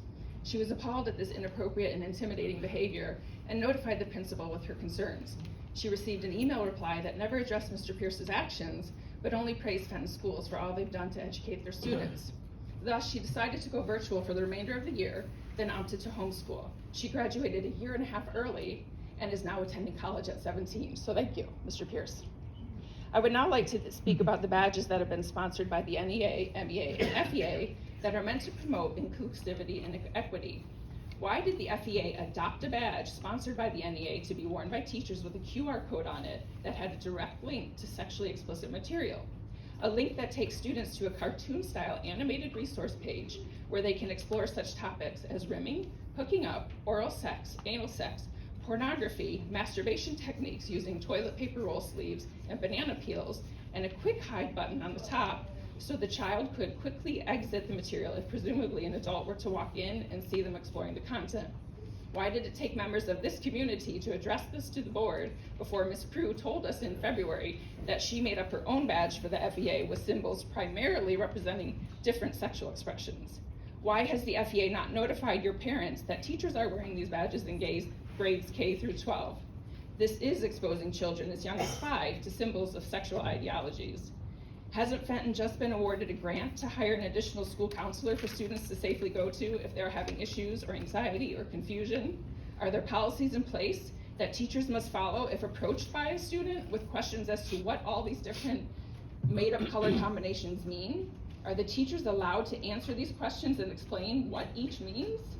And if the child doesn't know what lesbian, gay, transgender, pansexual, bisexual means and begins to ask for further explanations, is there a protocol in place with what teachers are legally allowed to say to minors in regards to the symbols on the badge? Why is there no trans age color combination flag on the badge? One exists and it has been excluded. If an elementary age student identifies as the opposite sex and the classmates are instructed by the school to refer to the student by their preferred pronoun, but due to the confusing nature of the change and the innocence of young children, they accidentally referred to the student by the pronoun they've prior to known them, will this be considered bullying? Does the school have a policy in place for this type of bullying? And just real quick, I don't know if everybody's aware that Ms. Prue has a friend in here that has been recording these citizens speaking up their First Amendment right of concern, and the responses that they have gotten is F you, F you, F you. And if this is the reaction adults in the community are receiving, how will students who don't agree with these policies feel safe and included?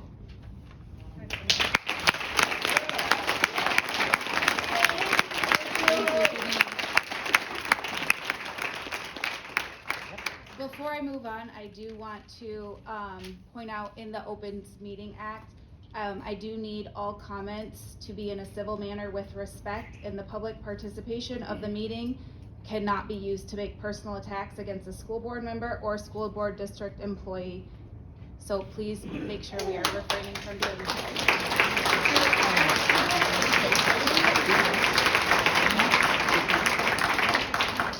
Marie Tino.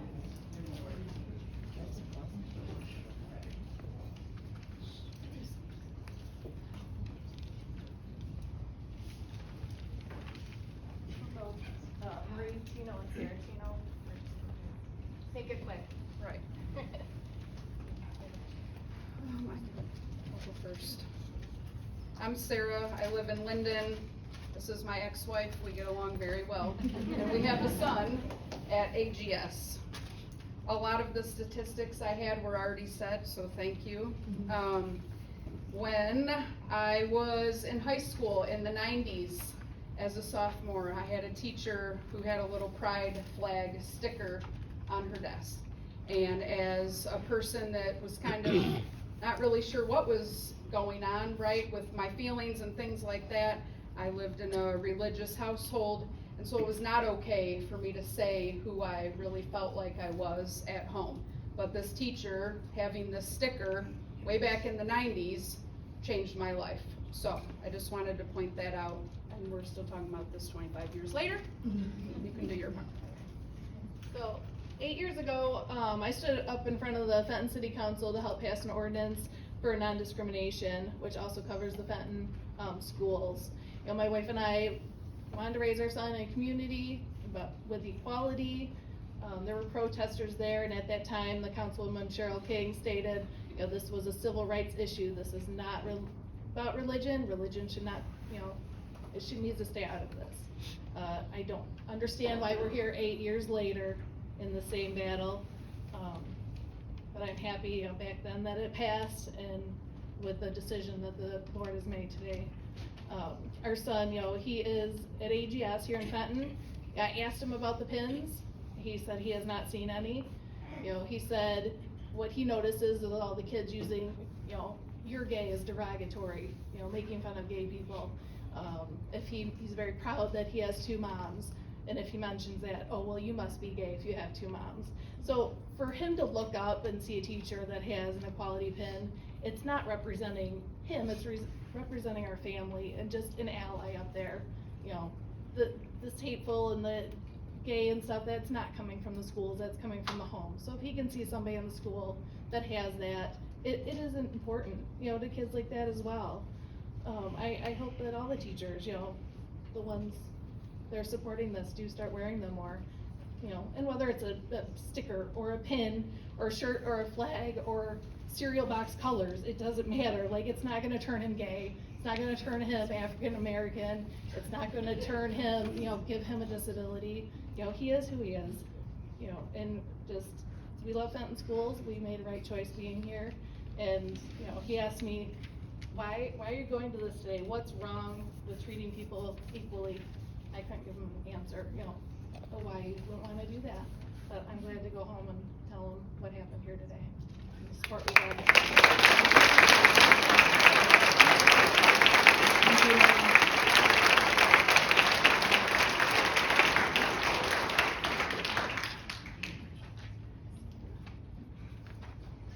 Susan Welch.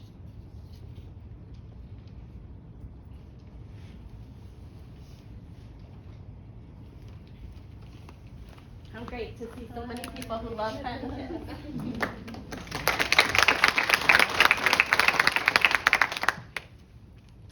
My name is Susan Welch. I live on Orchard View Drive. I'm a Fenton alumni. I have 4 kids who have all graduated from Fenton area public schools, and I've taught in the elementary for 19 years. I've loved hundreds of Fenton's kids with the heart of a mother. I've celebrated the achievements of my former students, and sadly I've been devastated by the deaths of some of my former students. Out of all the positions or titles that I've held, follower of Christ is the utmost important. As a student of Christ, I know that he selected the least of us to spread his teachings. I also know that I'm not to judge others, but I'm commanded to love my neighbor as myself. I pray every single morning before school that I would be the hands and feet of Christ in my classroom, which is one of the reasons I felt compelled to speak tonight. And although I've not worn the equality badge at school yet, if I thought for a second that one of my kids' lives, the kids that live in my heart and have learned in my classroom, needed to see a silent visual, I should say, that I love them and that they're important to me despite any physical, mental disability, the color of their skin, their struggle with mental health, or a less than accepted relationship, I certainly would. It's not my job to judge. It is my Lord's commandment to love all, even those that think differently from me. The people who are educating and loving your children at Fenton area public schools are not doing anything to bring harm to your children. Not through our clothing, our jewelry, our words, or our actions. When my daughter was barricaded in her room at college with an active shooter loose on campus, it was Fenton High School staff who reached out to her personally and offered to drive toward the danger 100 miles away to protect her and bring her home safely. To those on social media who feel we aren't supporting or representing Christians, that is inaccurate information. The same laws that allow a person to wear an equality badge also allow a Christian cross to be openly worn, or allow the Fenton school staff to openly pray together for students before our school day begins.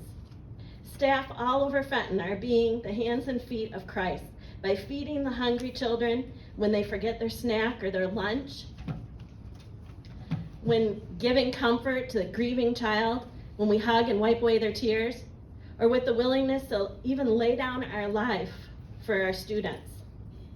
In my position as a 4th grade teacher, I go to work every single day, prepared to jump in front of a bullet for each child in my care. School shootings are becoming disturbingly common. Last week, I listened to a wonderful former undercover narcotics officer say that after 5 years, he needs to step away from the school. We need to let that sink in. Time's up.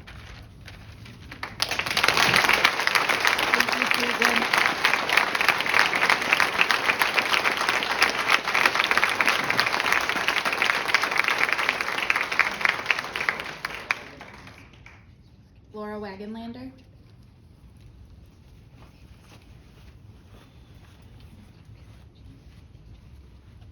My name is Laura Wagenlander. I live on Elmwood Drive here in Fenton. I am a Fenton parent. I have three children. Two have graduated. One works for the Fenton School District, and one is a sophomore at the Fenton High School. And I am also a Young Fives teacher at Tomek Eastern Elementary. Yes, I wear the Equality Badge in my Young Fives classroom. I do not sit there and tell every single one of my children what every single letter is representative of. I tell them that it says equality, stronger together. And we talk about what we think that means. We wear things all the time to show support for causes and stuff that we are interested in and support. We wear college regalia to show teams that we support. We wear black and orange to support Fenton schools. I wore mismatched socks just a couple weeks ago to show support for Down syndrome awareness. In October, I wear pink to show support for breast cancer awareness. This is what this badge is. All these flags that are on there were created in order to represent a way to show support for that community. They weren't meant to be a political device. I certainly am not using it as such in my classroom. It is meant to just show that there are different types of sexual orientation. Sexual orientation is not sex. It is not sexual. I am not teaching them what the information is that they can use. I am teaching them that there are many ways to make a family. In early childhood, we know that we have to create an environment that is safe and accepting of everybody, or no child will learn there. One of the things we do to help with the transition from home to school is we create a family board where we put pictures of all of our families on our board. My picture with my family is there, and guess what? It announces my sexual orientation because it shows me with my husband. I have parents sometimes who are single parents. I have grandparents who are raising their grandchildren. I have same-sex couples. We talk about that. And the kids are just curious, and once they know, oh, it is okay to have two moms, or oh, it is okay to have two dads, or it's okay to have one mom, it's okay to have a Nini, it's okay to have this, then the difference is gone, and we are accepting and helping of each other. That is why I choose to wear this badge. It is your opinion that I am politicizing this equality badge, but it is not what I am doing. And it is not what these symbols represent. They were created, again, to show that representation matters. Thank you. Thank you, Laura.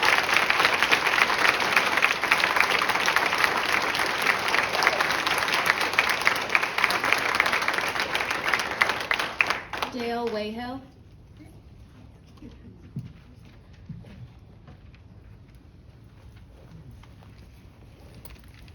Just in time to miss the evening news. All right, good evening, everyone. My name is Dale Wayhill. I reside at 1127 Ranfield Lane in Flint Township. When I first came to Genesee County 26 years ago, I lived on Adelaide here in Fenton. At that time, I was teaching college-level political science courses, as well as substitute teaching in local K-12 schools, including in Fenton High School. I'm a transplant to Genesee County community, but have come to call this my adopted hometown.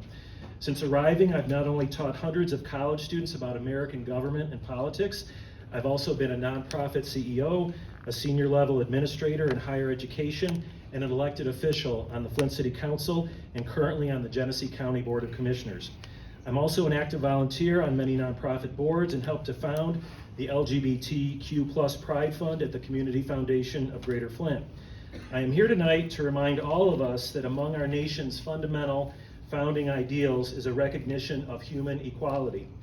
We hold these truths to be self-evident, that all men are created equal.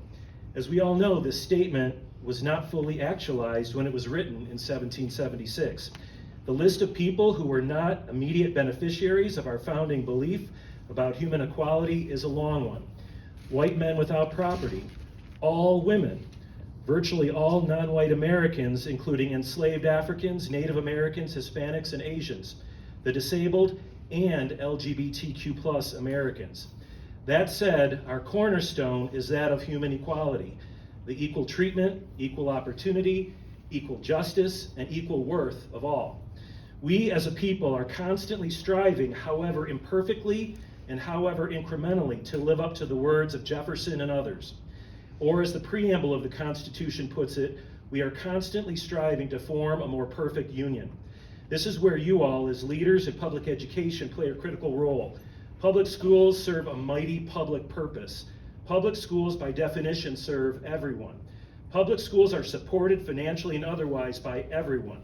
I remind you that the taxes which pay for teacher salaries, which purchase school buses, which build school buildings, and which keep the lights on, are paid by everybody. Taxpayers are of every race, every religion or no religion, every ethnicity, every ability, and every sexual orientation. So are your students. Public schools bring together the extraordinarily diverse elements of our society into one family that can live together peacefully and respectfully in one nation. E pluribus unum, from many one. I am encouraged that the educators and leaders in the Fenton School District understand our collective history and are committed to embracing our founding creed. You have my admiration and support. Thank you. Thank you, Dan.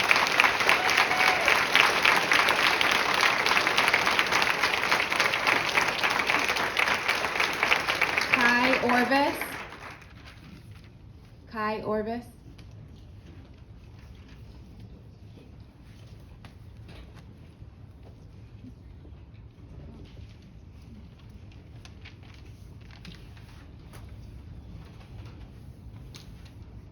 Members of the board, thank you for the opportunity to speak today. My name is Kye Orvis. My address is 9438 Waite Drive, Fenton, Michigan 48430. My pronouns are they, them. I come to offer my perspective as a member of the LGBTQ+ community, president of the Fenton Pride Collective, and teacher in a neighboring district, and also someone that's going to start a Doctorate of Education program in the fall. This board has a great feat in front of you. I applaud you for all the harassment you withstood. But I'm here to ask you to make the right decision.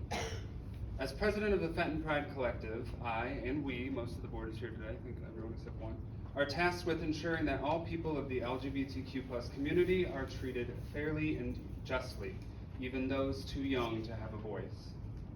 As educators, one of our most important things we can teach our students is that they can be loved and are capable of love no matter who they are. The issues that have been brought up in opposition to these equality badges, and therefore the concept of equal learning of every student, are ignorant and selfish. I fear we are thinking too much of ourselves and not enough about the students of Fenton area public schools.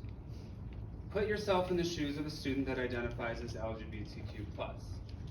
The message we're sending them by even considering not allowing the wearing of inclusive symbology is that they are not welcome in our district. In 2019, GLSEN conducted a school climate survey across the U.S., which I invite you all to read. Here's one of the results. Nearly a fifth of all LGBTQ+ students reported having ever changed schools due to feeling unsafe or uncomfortable at school. I bring this statistic up because even a simple equality badge can help a marginalized student feel that they are safe. Do we really want to drive students out of the district because of a badge? So I ask you, members of the board, to support the teachers that are just doing their job. With all the opposition and wrongdoings of the LGBTQ+ community across the nation right now, doesn't Fenton want to be on the right side of things? Someone needs to make a motion to stand behind the teachers and fellow board members that have been attacked and help make a safe and inclusive space for all their students so that they can let every student know that they are loved and safe. Thank you. Thank you, Kye.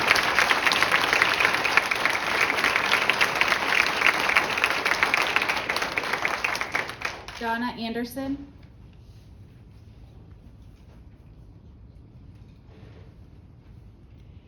My name is Donna Anderson. I live on East Street, downtown Fenton.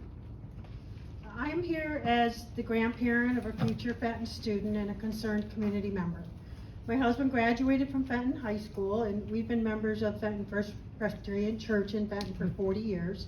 We're realtors at Keller Williams in Fenton and own Anderson's Karate on Owen Road. Anderson's Karate has been a part of the Fenton community for 10 years. and it serves boys and girls of all races, sexual orientations, and with disabilities. I fully support and encourage teachers to wear a voluntary equality badge that sends a message everyone matters, whatever their race, disability, sexual orientation, or gender. It's not indoctrination to teach our children to accept and include everyone. Bullying is a problem in our schools nationwide, and we would be naive to think that Fenton is an exception to this. While 20% of students overall report being bullied at school, students with disabilities are 2 to 3 times more likely to be bullied, and high school students who identify as lesbian, gay, or bisexual report being bullied at twice the rate of all students. And I will sadly tell you that a young refugee from Yemen came to Fenton only to be taunted by white young people calling him the N-word from their car as he rode his bicycle home from his job at the laundry. So there's no doubt that students of color are at risk of bullying as well. This is far more real and serious than any ideology, because all types of bullying, victimization is strongly associated with suicidal ideation among teens. And suicide is the second leading cause of death among young people 15 to 24 in the United States. I can very sadly tell you that I personally know 2 Fenton families who have lost sons to suicide. Nearly 20% of high school students report serious thoughts of suicide. 9% have made an attempt to take their lives. The statistics for LGBTQ students and students with emotional disabilities are even worse. Teens with emotional disabilities are more than 6 times as likely to report suicide attempts, and LGBTQ teens have attempted suicide at 4 times the rate of all U.S. teens. Suicide prevention for young people in our community is of critical importance, especially among the at-risk youth represented in the Equality Badge. We all need to do what we can to ensure all teens feel accepted, safe, and supported in our schools and our community. Letting students know through a simple badge that they're not judged but accepted and there are adults they can talk to is a way to reach students who might be struggling. For our part, as parents, grandparents, and committee members, we need to support our teachers who are doing their best to support our children. Thank you. Thank you, Donna.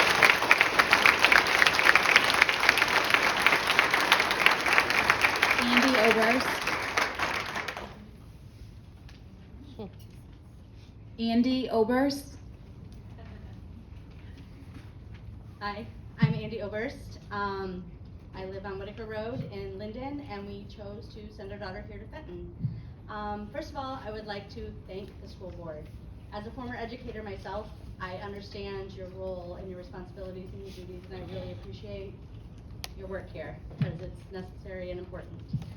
I'm here tonight to speak in favor of the Equality Badges. As a home who has 2 moms, I sincerely appreciate the fact that my kiddo can feel safe talking to teachers and simply saying my other mom or my 2 moms instead of having to modulate when she's at school.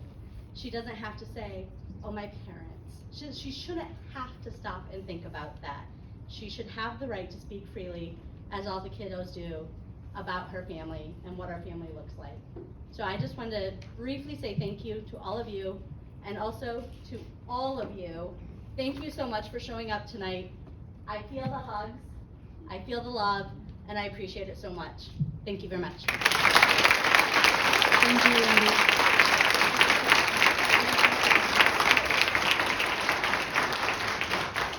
Avrie Locklear.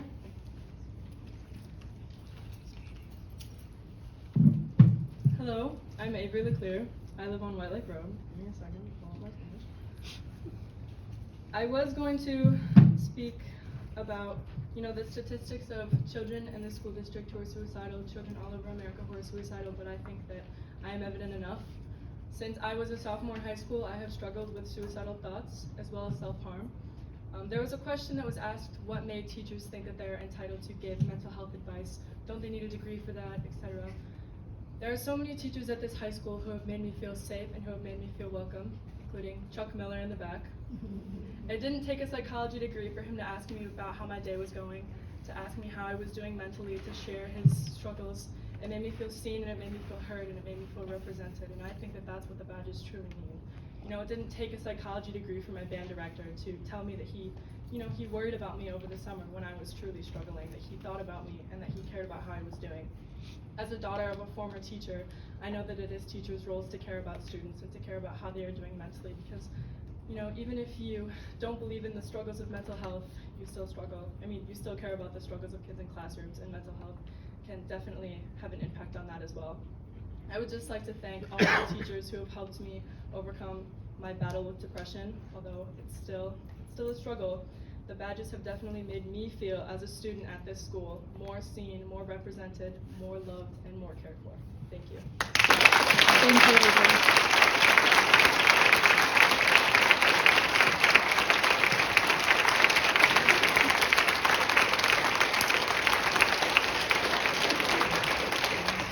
Jennifer Tate Dillard.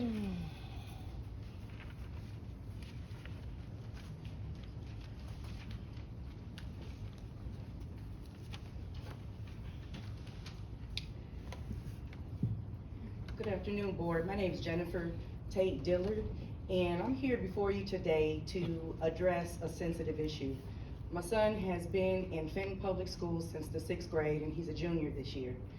And we experienced our first racial incident when he was in the 8th grade. And at that time, when it was brought to the administrators and teachers' attention, we were told that we don't have those types of incidents at the high school. Well, now we're at the high school, and I'm here to tell you that you do. So I'm asking for you as a board to do your due diligence and ensure that there is change here in Fenton. I did my due diligence prior to bringing my children out here to Fenton. I knew that this was not the most diverse community, but I felt that my children deserved the resources just as much as any other children that were here in Fenton. So I made that choice. So I've heard a lot of people talk today in regards to your mission and your vision, in regards to making sure that you are providing a socially and emotionally safe environment for children, and that's not occurring. It's not okay just to have a policy and state that. As a previous board member, I'm telling you that you are in a position to be able to start that change, to ensure that there is diversity, equity, and inclusion here in Fenton schools. And standing before you as a biracial female leader, I can see it from both sides. So I'm here to say that I hope that the constituents who voted you in because they trusted that you were for safety and well-being of all children, regardless of their race, creed, or gender, that you will do just that. And you will start by making sure that you are ensuring, I have a couple asks today, and that's that the board is going to ensure that there's policies in place to ensure that there's equitable practices for all children and families in Fenton Public Schools, that you're gonna hold teachers, administrators, and coaches accountable for their behaviors as well. And my hope is that you would be able to start with your athletic code of conduct, because that athletic code of conduct addresses parents and the athletes, but it doesn't address your coaches. So you have coaches that are allowed to be condescending, disrespectful, intimidating, bullying children, and that's very inappropriate. So why is it that the coaches who are there to be able to ensure children's safety, and the number one of your 10 commandments in that code of conduct is, as a parent, I'm supposed to make sure that my child has a positive sports experience? It's hard to do that if the role model that you put in place for him is an individual who does not show compassion for children. I've been advocating for kids for the last 25 years of my life, and I'm asking the board to please step up and ensure that there are equitable practices. It's sad sitting here listening to all the individuals that have spoken today, and my hope is that you all will stand for something, because we have a lot of individuals that stand for anything. We have some that stand for nothing. I'm here today because I stand for my son, and I hope that you do the same. Thank you, Jennifer.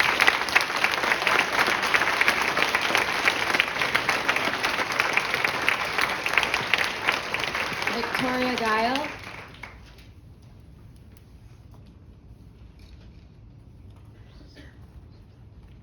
Hello, I'm Victoria Victoria Guile. I live at 2805 Hogan Circle. I have been a Fenton area student since first grade, so I've seen Fenton culture in State Road Elementary, AGS Middle School, and now Fenton Area Public FHS. And through my experiences, I've witnessed sexism, racism, and homophobia of students towards each other. And I don't know, I believe that I've also seen what not having a safe space can do to the mental health of students at the school. And in my middle school years, I had a friend close by to me mention that her parents didn't support her and that she felt that she had no one to go to, and because of this she considered ending her life.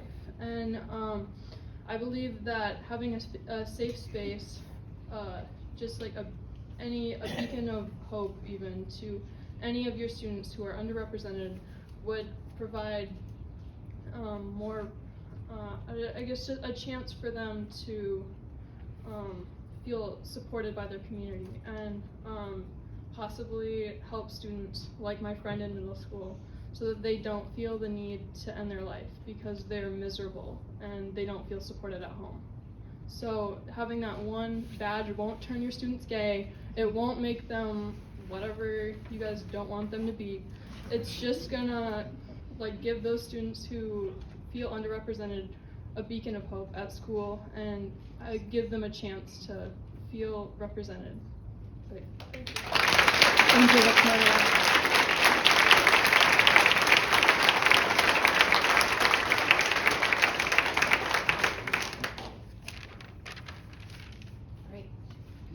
That concludes our public comment time.